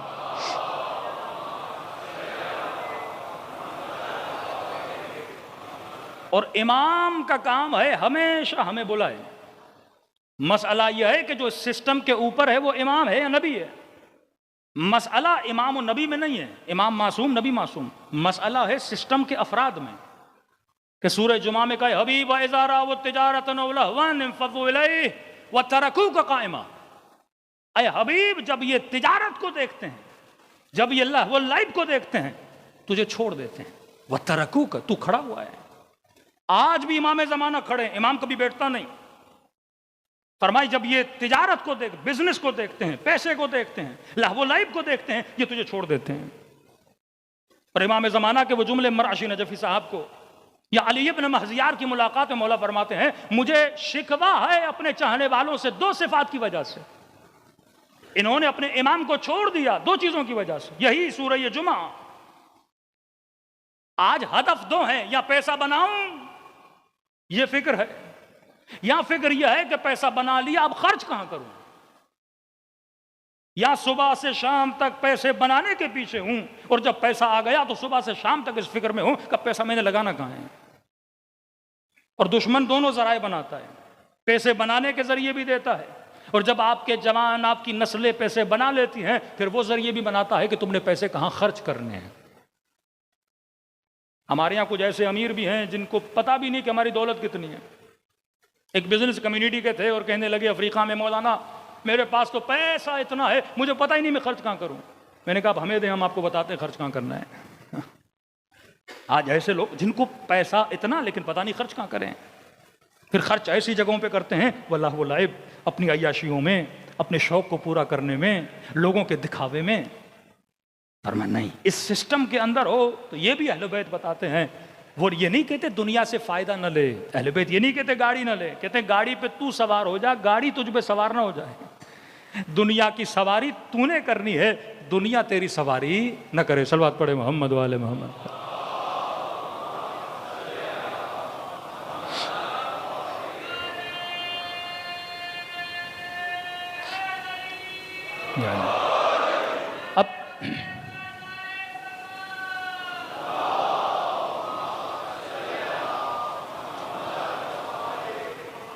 اب دیکھیے چند مثالیں دے رہا ہوں، یہ سسٹم کو کینسر کیسے لگا، یہ بیمار کیسے ہوا رسول خدا کے بعد۔ بیسک وجہ بنی محبت اور بغض کے رد و بدل کی، کہ امیر المومنین کے بعد جب امام حسن نے لوگوں کو دعوت دی، امیر شام نے لوگوں کو بلایا کہ کس کی طرف جانا چاہتے ہو؟ حسن کی طرف۔ تم نے دیکھا نہیں کہ حسن کے باپ نے پہلی جنگ کی اصحاب سے جمل میں، دوسری جنگ کی صفین میں ہم سے، تیسری جنگ کی نہروان میں ان لوگوں سے جو قاری قرآن تھے، حافظ قرآن تھے، کہ علی نے ہم عربوں کو دیا کیا؟ ایرانیوں سے علی نہیں لڑا، رومیوں سے علی نہیں لڑا، مصریوں سے علی نہیں لڑا، عربوں کو کوئی غنائم نہیں دی ہے، کہ کس علی کی طرف جا رہے ہو؟ تبھی امام حسن نے صلح میں جو آخری شرط بیان کی تھی وہ یہ تھی کہ ممبروں سے میرے بابا علی کا سب بند کر دو۔ ایک ایسی سوسائٹی جس میں اتنا پروپیگنڈا کہ 70,000 ممبروں سے امیر المؤمنین پہ سب و شتم ہو۔ 70,000 کا مطلب یہ ہوتا ہے کہ پوری مسلم سوسائٹی، پورا مسلم معاشرہ جو سب کرتا تھا، ہر نماز کے بعد یہ تسبیح بن گئی تھی کہ امیر المؤمنین پہ سب کرنا ہے۔ جس طرح شب 19 عمل میں ہے کہ اللہم لعن من قتلت امیر المومنین، آپ ذکر میں 100 مرتبہ پڑھتے ہو خدا اس پہ لعنت کر جس نے علی کو قتل کیا۔ زیارت عاشورہ میں 100 لعنتیں بھیجتے ہو نا، خدا اسے اس پر لعنت کر جس نے امام حسین کو شہید کیا۔ 70,000 ممبر کا مطلب 70,000 لاؤڈ، 70,000 کا مطلب 70,000 مسجدیں، 70,000 ٹی وی، 70,000 اسکرینز، یہ اس زمانے کا میڈیا ہے۔ 70,000 اخبار، امیر المومنین کو سب و شتم۔ ان سب کے بعد آج اتنے شیعہ ہیں۔ کیا کیا اہل بیت نے کہ ہم ان میں نہ گئے اور ہم اس نیٹ ورک کا حصہ بنے؟ یہ کیسی محنت کی اہل بیت نے۔ ہمیں تو یہ سنایا گیا ہے کہ امام 14 سال زندان میں، ایک امام کو عسکرین میں فوجی چھاونیوں میں رکھا گیا، امام رضا کو نظر بند، پھر ایسا ہوا کیا کہ جس کی وجہ سے آج دنیا میں 400 ملین شیعہ ہیں اور اتنی طاقت کے پاس اندر ہیں۔ یہ وہ ہڈن نیٹ ورک آف اہل بیت تھا۔ یہ بھی ایک الزام ہے کہ فتوحات اسلامی میں امام حسن حسین شریک تھے، قطعاً شریک نہیں تھے۔ امام حسن حسین کسی جنگ میں شریک نہیں تھے۔ ایران کو فتح کیا تو امام حسن حسین گئے تھے؟ علماء فرماتے نہیں۔ جنگ صفین میں امیر المؤمنین امام حسن حسین کو آگے نہیں بھیج رہے ہیں۔ جنگ صفین میں محمد ابن حنفیہ کو بھیج رہے ہیں، ایک بار دو بار آئے، کہنے لگے بابا علی کیا میں آپ کا بیٹا نہیں؟ حسن و حسین ہیں اور آپ بار بار مجھے بھیج رہے ہیں۔ فرمایا میرے لال تو علی کے بازوؤں کی طرح ہے، حسن و حسین میری آنکھوں کی طرح ہیں. یہ نبی کی آنکھیں. کہ بازوؤں کی ڈیوٹی ہے کہ آنکھوں کی حفاظت کریں. حسن و حسین کو کچھ ہوا تو نسل رسول کا کیا ہوگا؟ پھر وہ امیر المومنین کے جملے کہ جب گھر پہ حملہ ہوا فرمایا صبر کیا، یہ خوف تھا کہ کہیں ان دو بچوں کو کچھ نہ ہو جائے. نسل کی بقا کرنی تھی اہل بیت علیہ الصلوۃ والسلام. جنگ جمل میں آخر تک امیر المومنین نہیں بھیج رہے تھے. فرماتے ہیں جس اونٹنی پر نبی کی زوجہ بیٹھی تھیں 70 ہاتھ کٹے ہیں اس اونٹنی کو گرانے کے لیے. 70 ہاتھ. جو کجاوا بنا ہوا تھا وہ لوہے کا تھا، کیونکہ مرکز تھا کہ اگر اونٹنی گر گئی تو لشکر پورا ادھر ادھر ہو جائے گا. ایک بار اٹیک کیا، 2 بار اٹیک کیا، 3 بار اٹیک کیا، لیکن محال تھا اس اونٹنی کے اطراف میں جو لوگ تھے ان کو دور کرنا. ہاتھ کٹ جاتے تھے لیکن اونٹنی کو نہیں چھوڑتے تھے. آخر میں امیر المؤمنین نے امام حسن مجتبیٰ کو بھیجا. یہ تاریخ میں ہے کہ مولا کے بیٹوں میں جس کی بہادری سب سے زیادہ مشہور تھی وہ حسن بن علی کی بہادری تھی. اور امام حسن نے اٹیک کیا، اس کے بعد اس اٹھنی کی ٹانگیں کاٹیں اور وہ کجاوا نیچے آ گیا. وہ معاشرہ جو بلندیوں پہ تھا رسول کے بعد. یہ واقعہ تاریخ اسلام کا بڑا دردناک واقعہ ہے.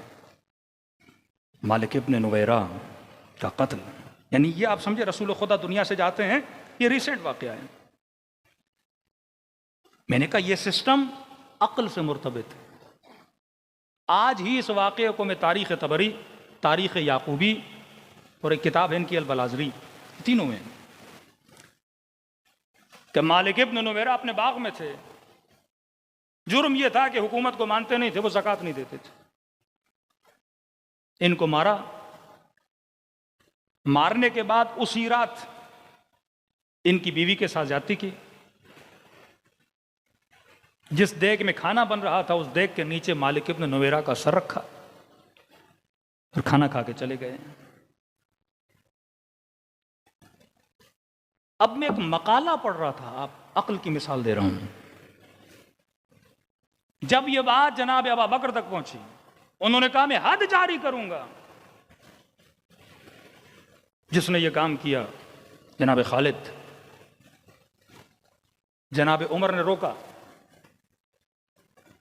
اب علماء اہل سنت میں ایک بحث چلی ہے. کہا نہیں عمر کا اجتہاد تھا، نہیں ہونا چاہیے، اور جناب ابوبکر کا اجتہاد تھا کہ سزا ملنی چاہیے. پھر کسی نے لکھا کہ ہمارے یہاں تو یہ ہے کہ جناب ابوبکر کا علم عمر سے زیادہ تھا تو ان کو اپنی چلانی چاہیے تھی اور عمر کی نہیں سننی چاہیے تھی. یہ تو ایک اختلاف. لیکن دوسرا اختلاف جو بڑا عجیب اختلاف ہے، امام حنبل، مختلف اماموں کی بحثیں اس پہ چلی ہیں صرف یہ ثابت کرنے کے لیے کہ مالک ابن نویرہ کی بیوی کے ساتھ جو فعل انجام ہوا، کہا کہ وہ شادی کر کے کیا تھا، حرام تو نہیں ہے. پھر ایک بہت لمبی بحث چلی ہے عدت پہ کہ اس ملک میں عدت کا بڑا چکر چل رہا ہے. کہا کہ عدت میں کیسے نکاح کر لیا. پھر یہ بحث چلی ہے کہ کافر کی بیوی ہو تو عدت ہے کہ نہیں، مسلمان کی بیوی ہو تو عدت ہے کہ نہیں، مرتد کی بیوی ہو تو عدت ہے کہ نہیں. پھر آخر میں یہ ثابت کرنے کی کوشش کی ہے کہ مالک ابن نویرہ کیونکہ وقت کے حاکم کے خلاف تھا تو لہٰذا مرتد ہو گیا تھا، اور مرتد اگر بندہ ہو جائے تو بیوی کی عدت نہیں ہوتی، تو لہٰذا نے نکاح کیا، وہ نکاح صحیح تھا. جب مکتب سے عقل خارج ہو جائے، یہاں آپ آتے ہو مکتب اہل بیت میں. جناب عائشہ کو جب پتہ چلا عثمان کے زمانے میں کہ ایک بندے نے، پیش امام نے، شراب کی حالت میں 2 رکعت نماز کو 4 رکعت میں بدل دیا ہے، اور مجمع میں سے کسی کو جرت نہیں ہو رہی کہ یہ بولے کہ جناب آپ نے صبح کی نماز 4 رکعت کیسے کر دی. اس قدر دبدبا تھا اس معاشرے میں، کوئی بولنے کے لیے تیار نہیں تھا. فرماتے ہیں نبی کی زوجہ خواتین میں سے مسجد میں آتی ہیں، نبی کا وہ چکما جو نبی پہنتے تھے، وہ جوتا، وہ لا کر امت کو دکھاتی ہیں کہ ابھی تک رسول خدا کے پاؤں کے جوتے کا چمڑا خشک نہیں ہوا اور تم نے صبح کی 2 رکعت نماز کو 4 رکعت بنا دیا. پھر وقت کا حاکم بحالت اجبار اسے سزا سناتا ہے. پھر جب حد جاری کرنے کی باری آتی ہے کوئی آگے نہیں بڑھتا اس خوف میں کہ اگر ہم نے حد جاری کر دی سزا ہمیں ملے گی. اور وہاں پر بھی اگر کوئی آگے بڑھتا ہے وہ علی بن ابی طالب ہیں اور تازیانہ اٹھاتے ہیں اور ان لوگوں کو مارتے ہیں. 25 سال کے بعد وہ لوگ جنہوں نے علی کو پیٹھ دکھائی، ایسا کیا کیا امیر المومنین نے کہ 25 سال کے بعد اکثریت آرا سے امیر المومنین کو خلیفہ بنایا جاتا ہے؟ فرمایا جب جسم میں کینسر آ جاتا ہے، جب جسم مردہ ہو جاتا ہے، اب ضرورت تھی امام حسین جب مکے سے نکل رہے تھے، یہ مولا کے جملے ہیں کہ میرا خدا چاہتا ہے میں کربلا جاؤں، میرا خدا چاہتا ہے کہ میں اس گلے کٹنے کی قربانی دوں، کیونکہ مردہ جسم کو بیدار کرنے کے لیے ایک بڑی قربانی کی ضرورت ہے. آپ جب بیمار ہو جاتے ہیں، ہاسپٹلائز ہو جاتے ہیں، جب انسان کی دل کی ہارٹ بیٹ بند ہو جاتی ہے اسے کرنٹ لگا کے جگایا جاتا ہے. کہا یہ وہ قربانی تھی جس نے مردہ معاشرے کو ایک جھٹکا دیا، جس کے بعد توابین کا لشکر بنا، بنو امیہ کا ستیہ ناش ہو گیا. بنو عباس اگر حکومت پر آئے تو نعرہ کیا تھا بنو عباس کا؟ یا لسارات الحسین، ہم حسین کا بدلہ لینے کے لیے آئے ہیں. زبیر کا بیٹا اگر لوگوں سے بیعت لینا چاہتا ہے تو امام زین العابدین کے بیٹے کے پاس جاتا ہے کہ آپ میرے ساتھ مل جائیں، کیونکہ لوگ اب اہل بیت کے نام پہ ووٹ دیتے ہیں، اس کے علاوہ لوگ ہمارے پاس نہیں آتے. کربلا کے بعد امام حسین نے علل اعلان اہل بیت کی توہین کے دروازے کو بند کر دیا. زہر دیا گیا، زندان میں ڈالا گیا، لیکن کوئی حاکم یہ نہ مانا کہ میں نے مارا ہے. مامون مار کر بھی امام رضا کی مجلس عزا میں بیٹھا. یہ الزام کوئی اپنے اوپر لینے کے لیے تیار نہیں تھا. کہتے تھے بیمار ہو کے دنیا سے چلے گئے، ہم نے زہر تھوڑی دی ہے. علنی توہین کا دروازہ امام حسین نے بند کر دیا. پھر امام زین العابدین نے تربیت کا سلسلہ شروع کیا. وہ سری تربیت، وہ سیکرٹ تربیت، انشاءاللہ اس کا ذکر میں کل کروں گا. کس طرح 10,000 شاگرد، کس طرح 20,000 شاگرد امام محمد باقر اور امام جعفر صادق کو ملے. یہ ساری محنتیں میرے آقا میرے مولا امام زین العابدین کی تھی. وہ معاشرہ جس میں 100 سال یعنی 70,000 ممبروں سے امیر المومنین کو برا بلا کہا جائے، 100 سال کے لیے نبی کی حدیث پر پابندی ہو. اب اسی معاشرے میں میرے مولا دعائیں پڑھتے ہیں اور دعا کی ہر ایک لائن کے بعد ایک صلوات بھیجتے ہیں محمد اور آل محمد پر، کہ جو لوگ آل رسول کو بھول چکے ہیں وہ اللہ کا ذکر کریں اور اس ذکر کے بہانے انہیں محمد بھی یاد آئے اور آل محمد بھی یاد آئے. صلوات پڑھے محمد و آل محمد.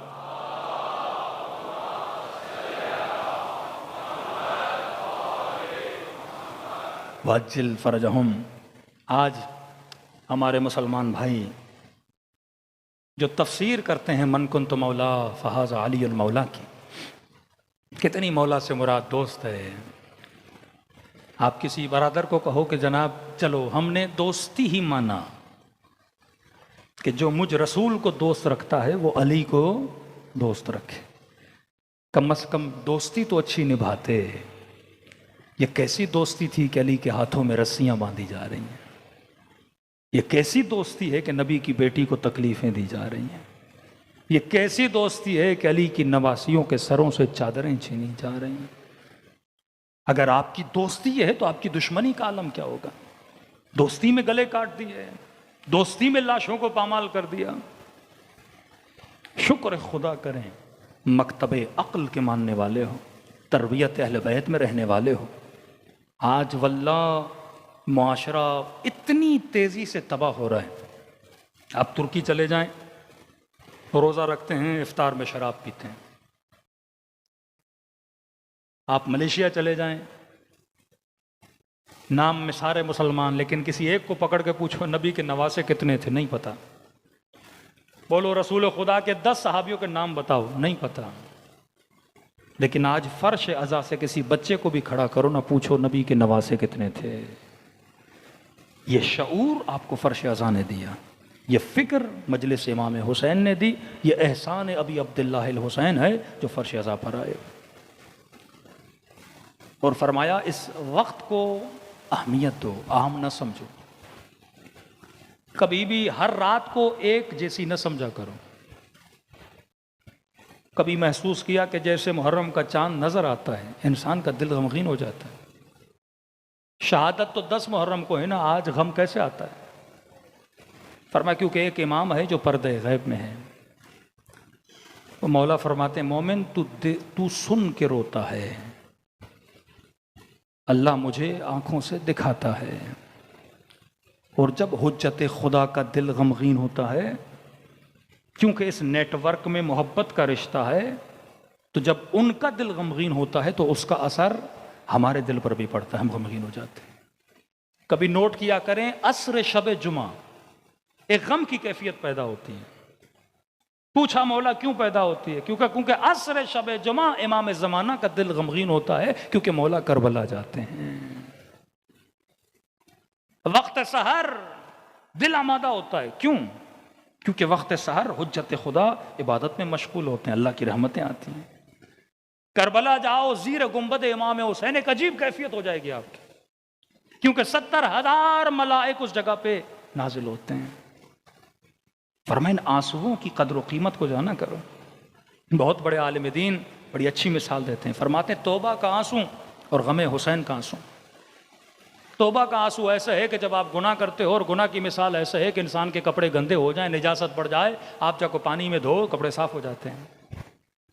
لیکن فرمایا کہ کبھی کبھی کپڑے دھونے کے بعد بھی دھبے نہیں جاتے، یہ دھبوں کو مٹانے کا کام کرتے ہیں غم حسین کے آنسو۔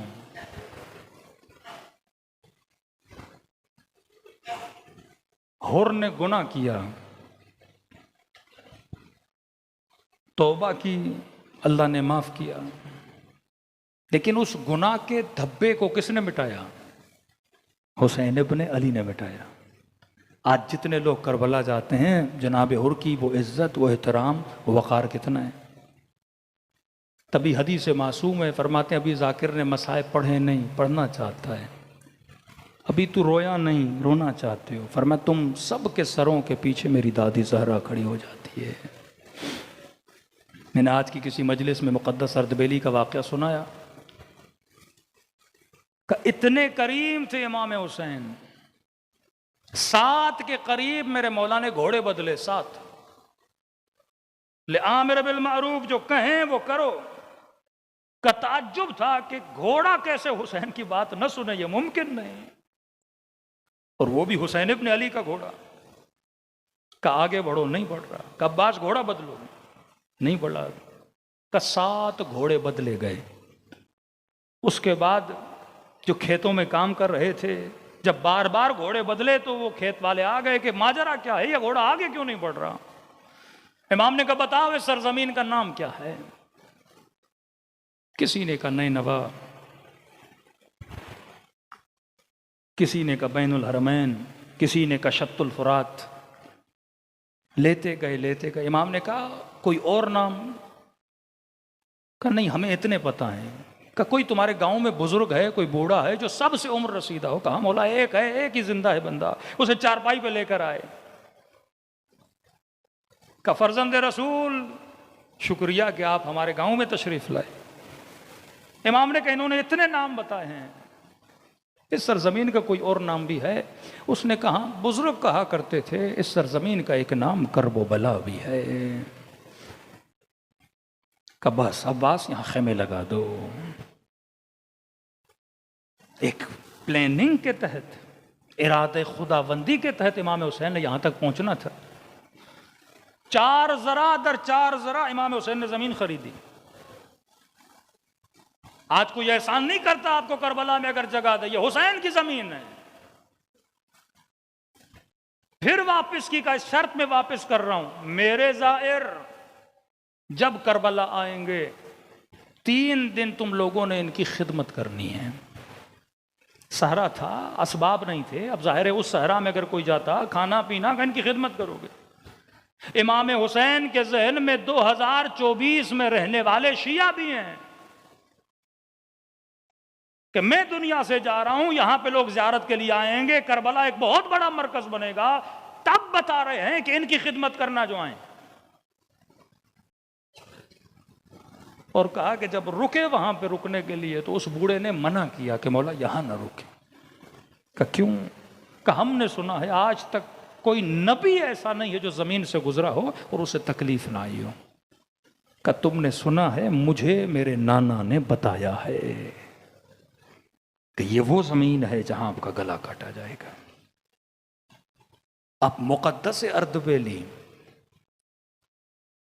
فرماتے ہیں نجف سے پیدل آتے تھے کربلا، جب اس 4 ذرا کے احاطے میں داخل ہوتے تھے کہتے تھے انک فی الوادی المقدس طویٰ فخلاً علیک، تو مقدس وادی میں داخل ہوا مقدس اردبیلی، جوتیاں اتار دے۔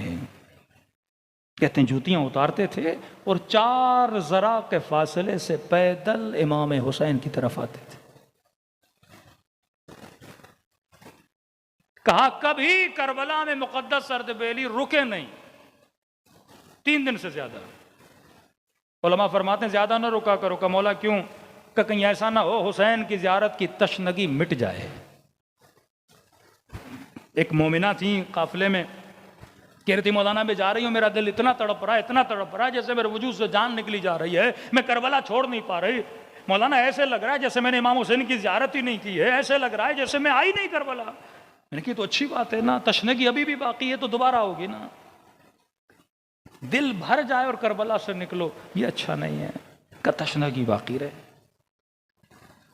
کہ کبھی رکے نہیں مقدس اردبیلی۔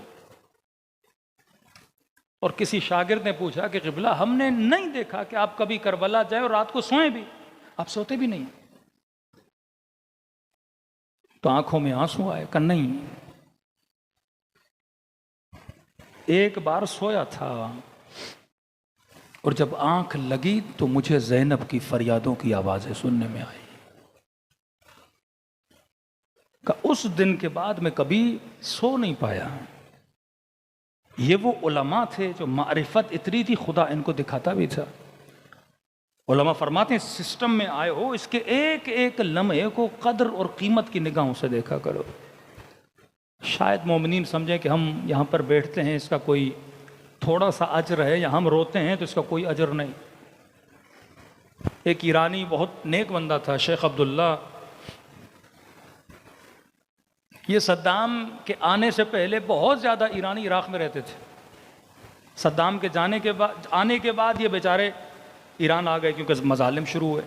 تبھی آپ نجف جاتے ہیں تو مور دین 80% جن علماء کی قبور ہے وہ سارے کے سارے ایران کے ہیں۔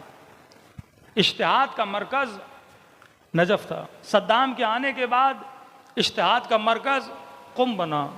ایک نعمت ظالم نے شیعوں سے چھینی تو خدا نے دوسری نعمت جناب معصوبہ قم کے جوار میں عالم تشیع کو عطا کی اور بہت بڑی نعمت بنی۔ ہزاروں کی تعداد میں علماء جہاں سے نکلے، شہید حسینی جیسے اور بہت بڑے علماء۔ کہتے ہم جب عراق میں ہوتے تھے تو مولا کی مجلس کرواتے تھے۔ شیخ عبداللہ کہتے ہیں کہ مجلس امام حسین میں ایک عرب شخص آتا تھا۔ اب ہماری ثقافت میں اور عربوں کی ثقافت میں تھوڑا فرق ہے۔ پاکستان میں جب مجلس ہوتی ہے تو لوگ بڑے توجہ سے سنتے ہیں، لیکن ایک ایرانی اور عراقی کلچر ہے کہ جب مجلس ہوتی ہے تو مجلس میں چائے بھی چل رہی ہوتی ہے، لوگ چائے بھی پی رہے ہوتے ہیں۔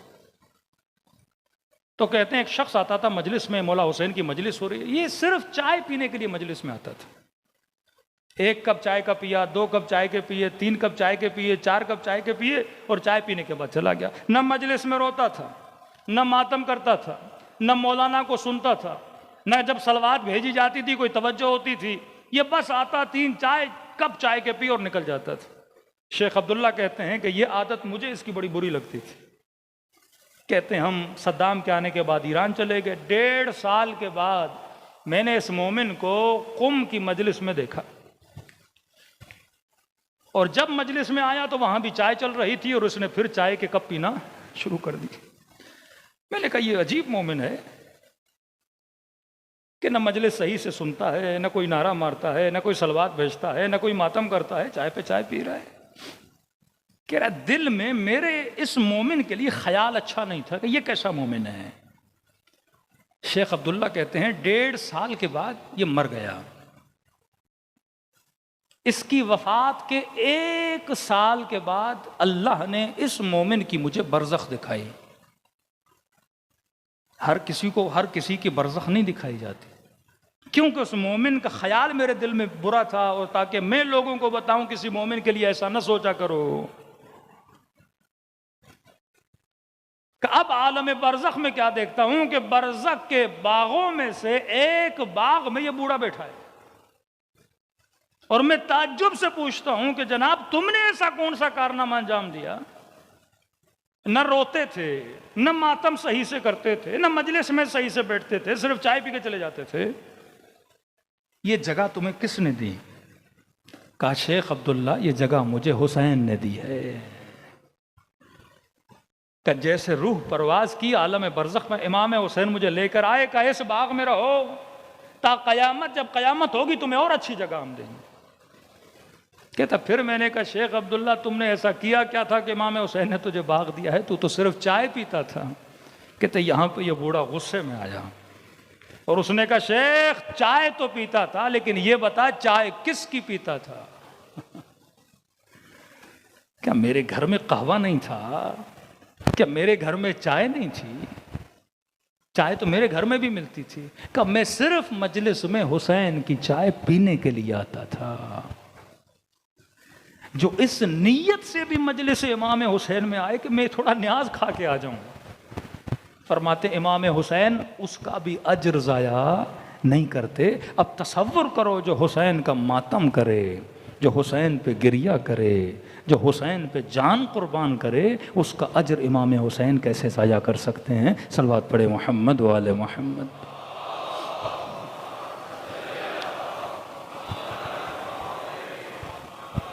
تو کبھی یہ نہ سوچا کرو کہ کوئی چیز ضائع ہوتی ہے۔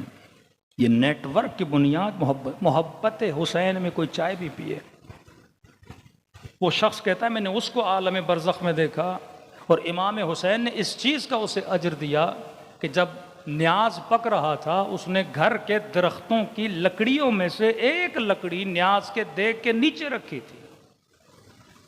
کہا خدا اس لکڑی کا اجر بھی ضائع نہیں کرتا جو محبت حسین میں جلائی گئی ہے۔ تو یہ ٹائم، یہ وقت، یہ قدم جو امام حسین کے لیے بڑھاتے ہو، یہ مت سوچا کرو کہ یہ اجر کیا ہوتا ہے، ضائع ہوتا ہے۔ یہ وہ نیٹ ورک ہے، نیٹ ورک آف محبت، نیٹ ورک آف تولا اور تبرہ، جس نے مومن کو مومن کے ساتھ کیا کیا ہوا ہے، جوڑا ہوا ہے۔ صلوات پڑھے محمد و آل محمد۔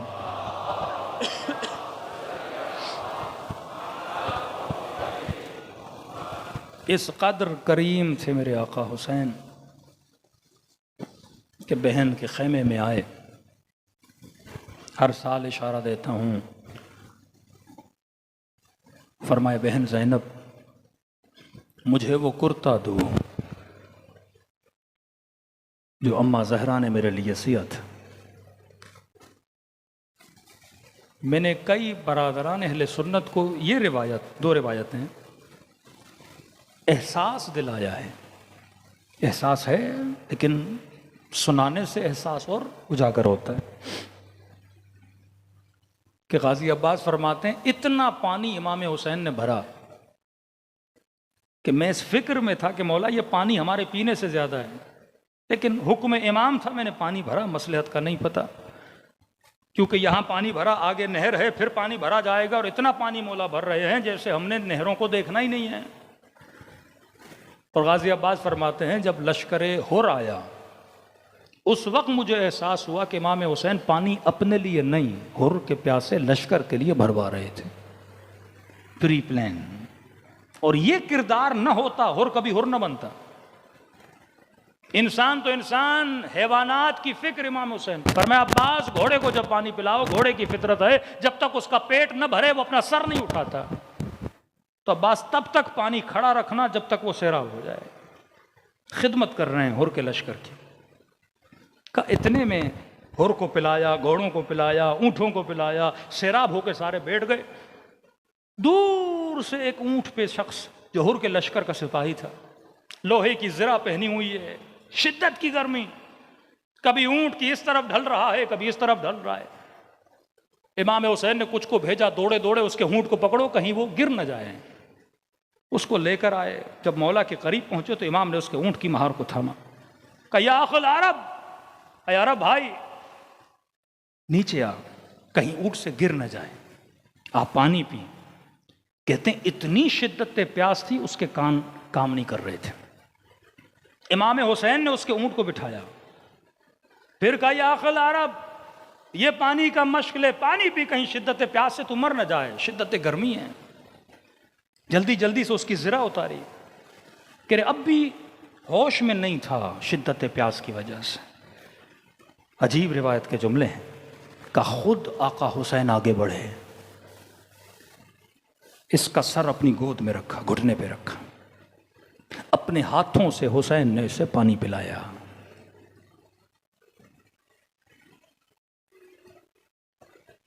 میرے معصوم امام فرماتے ہیں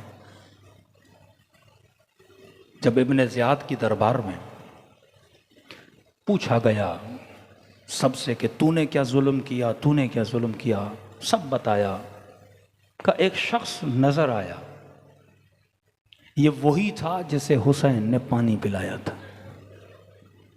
اپنے ہاتھوں سے اپنے گھٹنے پہ سر رکھے. کہ بتا تو نے کیا کیا؟ کہ امیر میں بہت دیر سے پہنچا، حسین کے بدن پہ کوئی کمر بند لے گیا، کوئی حسین کی زرہ لے گیا، کوئی بدن سے لباس لے گیا، کوئی امامہ لے گیا. کہ جب میں پہنچا تو کچھ بھی نہیں تھا. کہ پھر کیوں کھڑے ہوئے، کوئی ظلم کیا تھا؟ کہ ہاں. کہ کون سا؟ کہ میری نگاہ حسین کی انگوٹھی پہ پڑی، یہ وہ تھا جسے حسین نے پانی پلایا. ایک طرف کمال نور، ایک طرف کمال سیاہی ہے. اتنی سیاہی بھی ہو سکتی ہے اور اتنا نور بھی ہو سکتا ہے کہ جسے پتا ہے یہ میرا قاتل ہے، پانی پلا رہے ہیں. فرمایا امیر نگاہ انگوٹھی پہ پڑی. کہ پھر کہا کہ میں نے اتارنے کی بڑی کوشش کی، لیکن 3-4 بار کوشش کرنے سے اتری نہیں. کہ پھر تو نے چھوڑ دیا؟ کہ نہیں امیر، میں نے حسین کی انگلی کو ہی کاٹ دیا.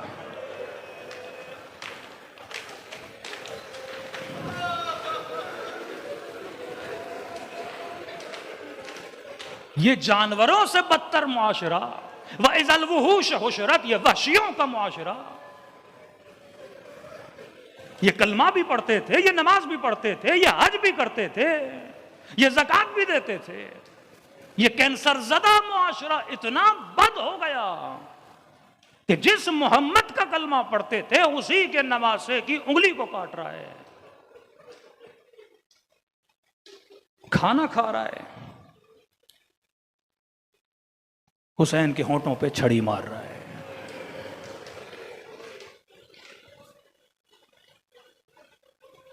جناب عائشہ کہتی ہے نبی کے سینے پہ حسین سو رہے ہیں. کہ کبھی سینے سے لگاتے ہیں، کبھی ہونٹوں کو چومتے ہیں، کبھی گالوں کو چومتے ہیں، کبھی گلے کو چومتے ہیں، پھر دیکھتے ہیں، پھر سینے سے لگاتے ہیں. ایک ہوتا ہے نواسے کو نارملی پیار کرنا، ایک ہوتا نہیں ایکسٹرا آرڈنری محبت دکھانا. کہ عائشہ کہتے ہیں میں بول اٹھی یا رسول اللہ آپ اس سے کچھ زیادہ پیار کر رہے ہیں، ایسا کیا ہے اس نواسے میں؟ کہ ایک مرتبہ حسین کو دیکھا، ایک مرتبہ مجھے دیکھا.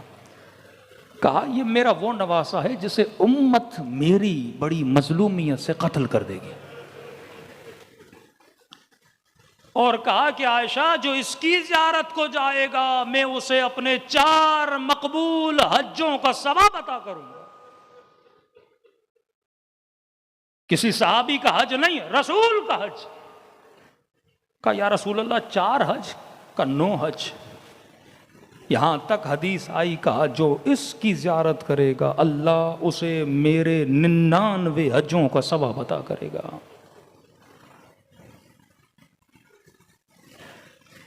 آج اس مردہ معاشرے میں خدا نے آپ کو زندہ رکھا ہوا ہے کہ یہ سوچ رہے ہو کہ وہ معاشرہ آج سوچ پر پابندی ہے، سوچ پر پابندی ہے کہ اپنی ہسٹری نہ پڑھو، یہ اسٹڈی نہ کرو کہ معاشرہ اس غلاظت میں کیسے پڑا، اس نجاست میں کیسے پڑا، یہ جسم بیمار کیسے ہوا. بھائی بیماری دور کرنی ہے پہلے بیماری تو ڈھونڈو کہ بیماری آئی کہاں سے. قُلْ لَا أَسْأَلُكُمْ عَلَيْهِ أَجْرًا إِلَّا الْمَوَدَّةَ فِي الْقُرْبَى. یہ تھی مودت کہ یہاں رسول خدا رخصت ہوتے ہیں، بیٹی کو تکلیف دی جاتی ہے، نواسے کے بدن پہ 70 تیر ڈالے جاتے ہیں، حسین کو کربلا کے میدان میں تک و تنہا چھوڑا جاتا ہے۔ کہا کہ بابا میری شکم میں ایک بچہ ہے، بابا جب سے یہ پیٹ میں آیا ہے مجھے سکون نہیں مل رہا۔ کہا بیٹی ایسا کیا ہے؟ کہ بابا اندر سے آواز آتی ہے، امی انا عطشان، امی انا عطشان، اماں میں پیاسا ہوں، اماں میں بے کفن ہوں۔ کہا بابا یہ کیسی آواز ہے؟ کہا بیٹی یہ تیرا حسین ہے جو کربلا میں پیاسا مارا جائے گا۔ کہ بابا کوئی نہیں آئے گا مدد کے لیے؟ کہ بیٹی تک و تنہا عیال کے ساتھ جب احوال سنایا تو اس وقت سیدہ نے کہا بابا میرے بیٹے کے لیے کوئی عذابی کرے گا، میرے بیٹے پہ کوئی روئے گا۔ یہ میں نے قرآن کی آیت پڑھی نا کہ اگر من ارتد عن دینہ، جو اپنے دین سے مرتد ہو گیا، اللہ کہتا ہے پھر میں ایک ایسی قوم بناؤں گا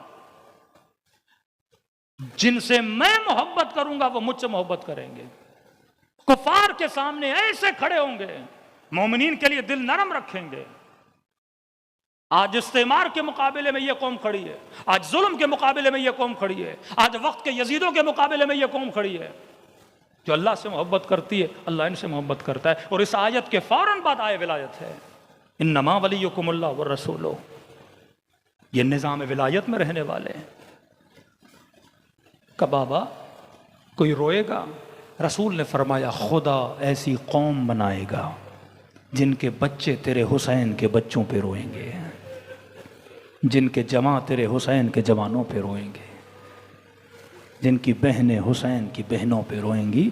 آپ کے لیے رسول نے بشارت دی تھی، فرمایا اس حسین کی زیارت کا ثواب 99 میرے مقبول حجوں کے ثواب کے برابر ہے۔ پھر وہ جملہ جو میں ہر سال پڑھتا ہوں کہ مولا اگر کوئی غریب آپ کی زیارت کو نہ آ سکے تو وہ کیا کرے،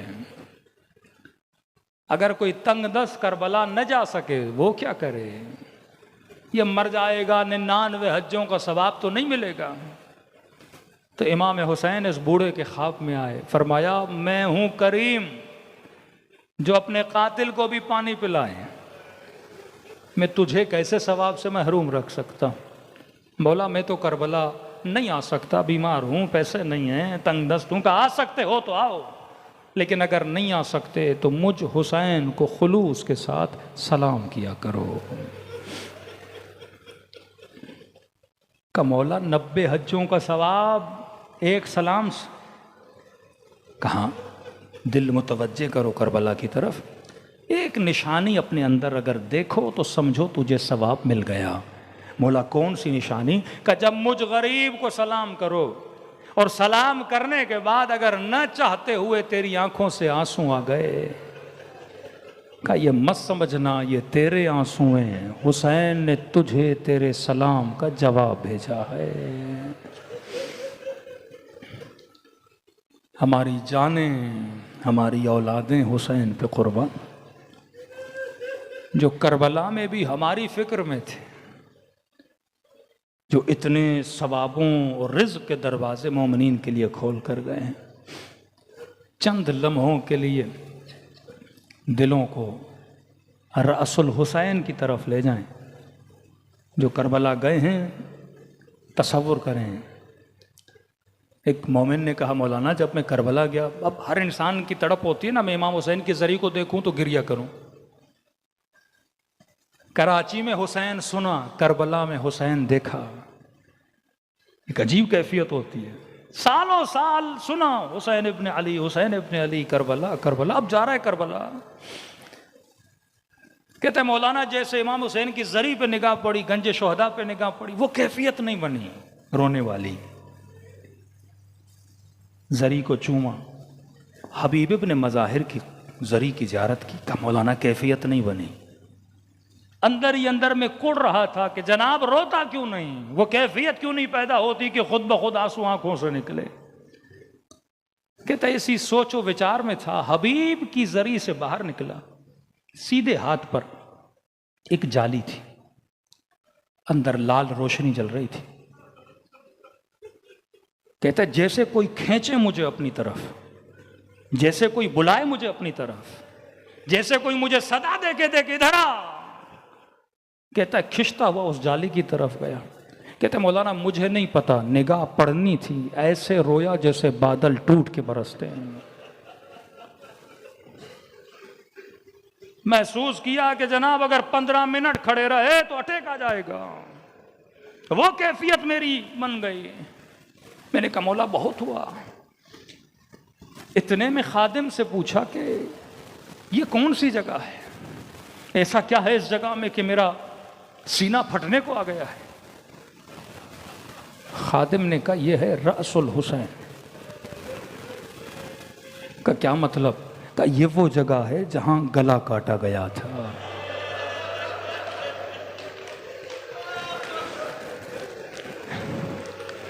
وہیں کہا ذرا مڑا کہ وہ دیکھ وہ ہے خیام حسینی تلے زینبیہ. وہاں سے بہن دیکھ رہی تھی، یہاں پہ بھائی کٹ رہا تھا. کہ ایسے تیرا دل نہیں تڑپا؟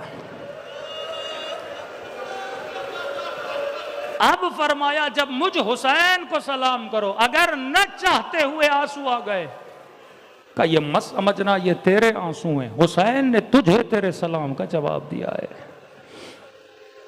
اب چند لمحوں کے لیے دلوں کو، میرا بڑا لگاؤ ہے رسول حسین کے مقام سے. جب بھی کربلا جاتا ہوں اس مقام پہ کافی دیر بیٹھتا ہوں، کیونکہ روایتیں اتنی سنی ہیں کہ بیٹی بھی یہاں آئی تھی، بہن بھی یہاں آئی تھی. یہ وہ جگہ ہے جہاں کلام کیا تھا امام حسین کے کٹے ہوئے گلے نے. دلوں کو تھوڑی دیر کے لیے اس مقام پہ لے جائیں، اور دعا ہے کہ خدا اس سلام کے بدلے ہم سب کو ثواب زیارت حسین عطا کرے.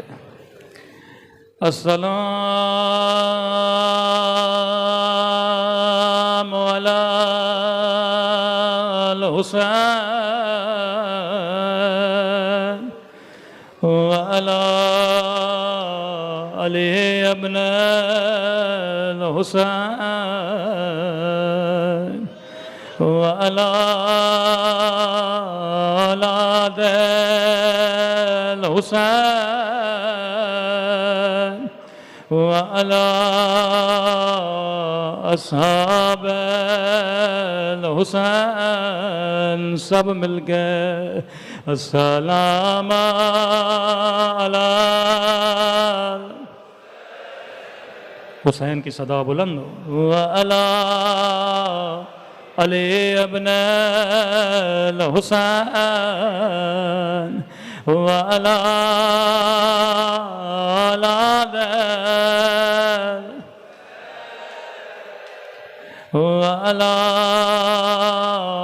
اصحاب. بلند آواز سے السلام علی الحسین وعلی علی ابن وعلی.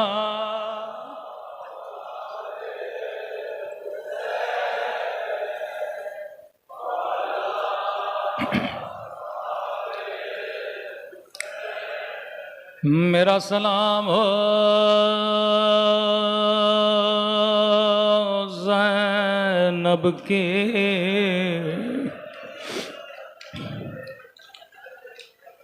میں نے نام لیا مصیبت ابھی نہیں پڑی. یہ نام ہی ایسا ہے رونے کے لیے کافی ہے.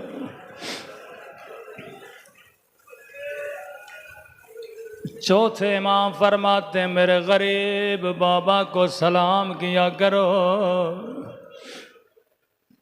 کہ مولا اتنا کیوں بولتے ہیں سلام کریں؟ فرمایا کیونکہ عاشورہ کے دن میرا بابا ترس گیا تھا.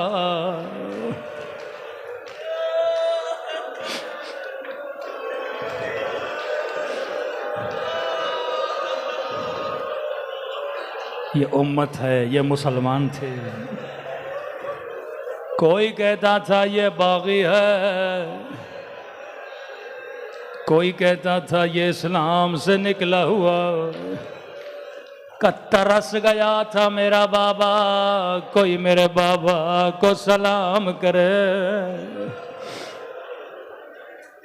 بڑی مظلومیت کے ساتھ گھر تشریف لائے، سیدہ نے کہا علی میں نے سنا ہے یہ لوگ تجھے سلام نہیں کرتے۔ فرمایا نبی کی بیٹی آپ سلام کی بات کرتی ہیں، میں علی سلام کرتا ہوں لیکن میرے سلام کا کوئی جواب نہیں دیتا۔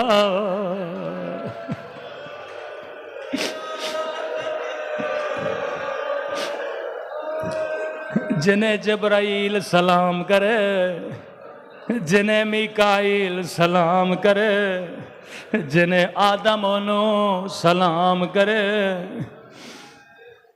میرا سلام ہو زینب کی لٹی ہوئی چادر پہ۔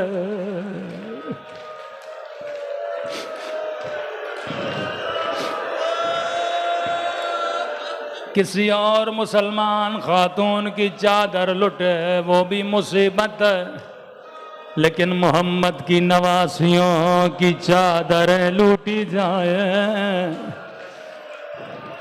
یہ بے ادبی زینب کی نہیں، یہ بے ادبی رسول کی ہے۔ کا کچھ بھی نہیں چاہیے الا المودۃ فی القربی، میری آل سے محبت کیا کرو۔ میرے امام زمانہ فرماتے ہیں، فرمایا میرا سلام ہو ان ننھے سے رخساروں پہ۔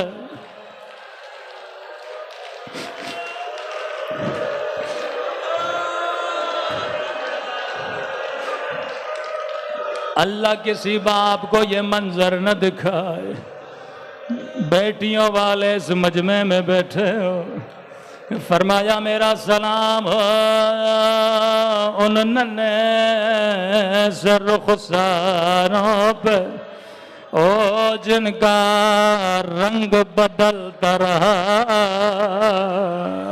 یہ نہیں کا رنگ بدل گیا بلکہ بدلتا رہا۔ کبھی شمر کے تماچوں نے رنگ نیلا کیا، کبھی ظالم کے تماچوں نے رنگ سیاہ کیا۔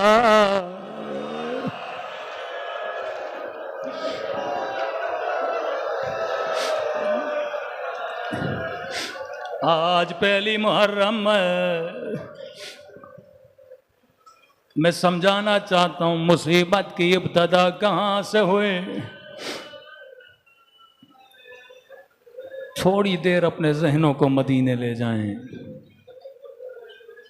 مجھے خدا کی قسم ہے اگر مدینے میں آگ نہ لگتی، کبھی کربلا میں خیموں کو نہ جلایا جاتا، اگر مدینے میں پسلیاں نہ توڑے جاتے، کبھی کربلا میں قاسم کے دائیں طرف کی پسلیاں بائیں طرف نہ جاتے۔ بڑی سخت روایت ہے، آج نہ پڑھوں تو پھر کب پڑھوں۔ ابن سعد نے کہا جا کے حسین کے بدن پہ گھوڑے دوڑاؤ۔ یہ ظالم جب گھوڑے دوڑاتا ہے، کہتا ابن سعد جب میں گھوڑے دوڑا رہا تھا میں نے اپنے کانوں سے حسین کی پسلیوں کے ٹوٹنے کی آواز سنی۔ واللہ اگر مدینے میں پسلیاں نہ توڑی جاتے، کبھی کربلا میں حسین کا بدن پامال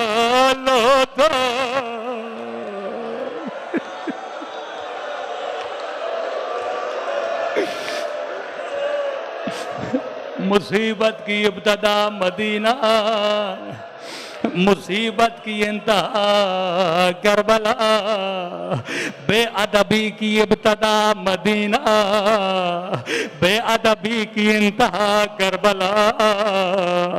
اگر پسلیاں نہ توڑی جاتی کربلا میں پسلیاں نہ توڑتے، اگر آگ نہ لگائی جاتی کبھی زینب کا خیمہ نہ جلایا جاتا۔ واللہ خدا کی قسم ہے، اگر مدینے میں علی کے ہاتھوں میں رسیاں نہ باندھی جاتی، کبھی کوفے کی بازار میں زینب کے ہاتھوں میں رسیاں نہ ہوتی، اگر مدینے میں نبی کی بیٹی کو دربار میں نہ بلایا جاتا، کبھی شرابی کی دربار میں زینب کو نہ کھڑا کیا جاتا۔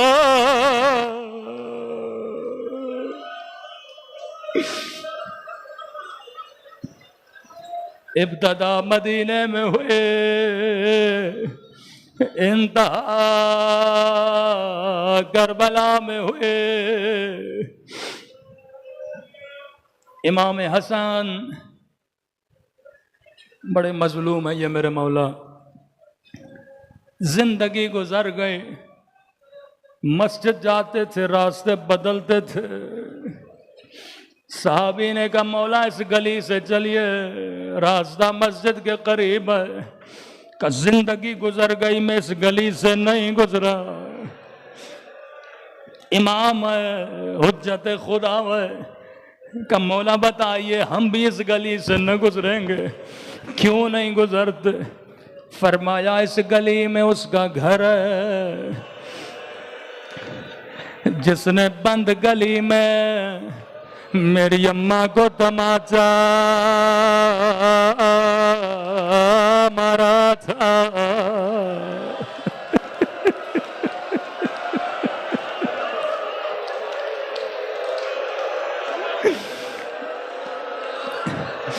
جس نے غلاف شمشیر سے میری اماں کی کلائیوں پہ ضربت مارے،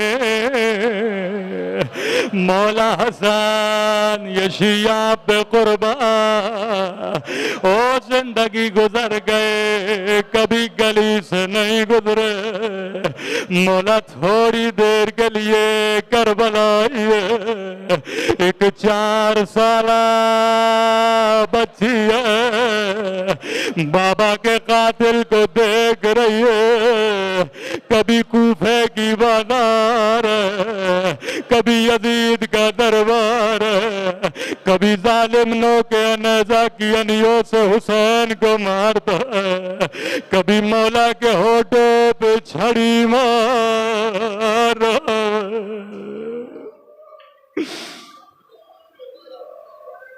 امام زین العابدین فرماتے ہیں 8 مقامات، ایک مقام فرماتے ہیں میں کبھی نہیں بھولتا، چند جگہوں پہ امام حسین نے کلام کیا،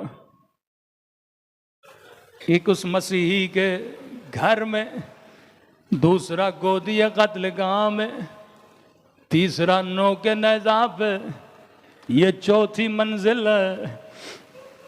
حسن نے برداشت نہ کیا، حسین نے برداشت نہ کیا، زینب نے ماں کے زخموں کو دیکھنا برداشت نہ کیا، لیکن کربلا میں ایک 4 سالہ بچی ہے، بڑی سخت روایت ہے۔ معصوم فرماتے 9 کے نیزہ پہ کلام کیا، تنور کے اندر کلام کیا، گودی قتل گاہ میں کلام کیا، فرمایا 4تھا مقام یہ تھا جب ظالموں نے حسین کے سر کو نو کے نیزہ سے مارنا شروع کیا. چوتھے امام فرماتے یہ منظر سکینہ دیکھ رہے تھے. یہاں امام حسین نے بولنا شروع کیا, کہا ظالم مارنا ہے مارو, لیکن سکینہ کے سامنے نہ مارو, میری یتیمہ بچی.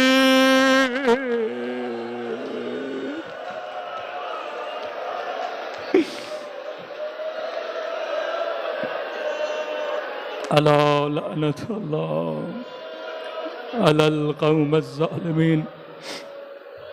پروردگار تجھے واسطہ محمد اور آل محمد کا, ان ایام میں مومنین کے جان مال ناموس و عزت کی حفاظت فرما. ہم سب کے صغیرہ کبیرہ گناہ معاف فرما. بہت سارے مومنین بیمار ہیں. ایک مومن آئی سی یو میں ہیں, التماس سے دعا کہا. کسی کی بچی کو کینسر ہے, کچھ اسی فرش عزا پہ بیمار ہیں. خدایا بحق امام زین العابدین, بحق جناب سکینہ, ان تمام مومنین کو شفاء کاملہ عاجلہ نصیب فرما. ہمارے مولا امام کا ظہور فرما. ہم سب کو مولا کے آوان اور انصار میں شریک فرما. ربنا تقبل منا انک انت السمیع الدعاء.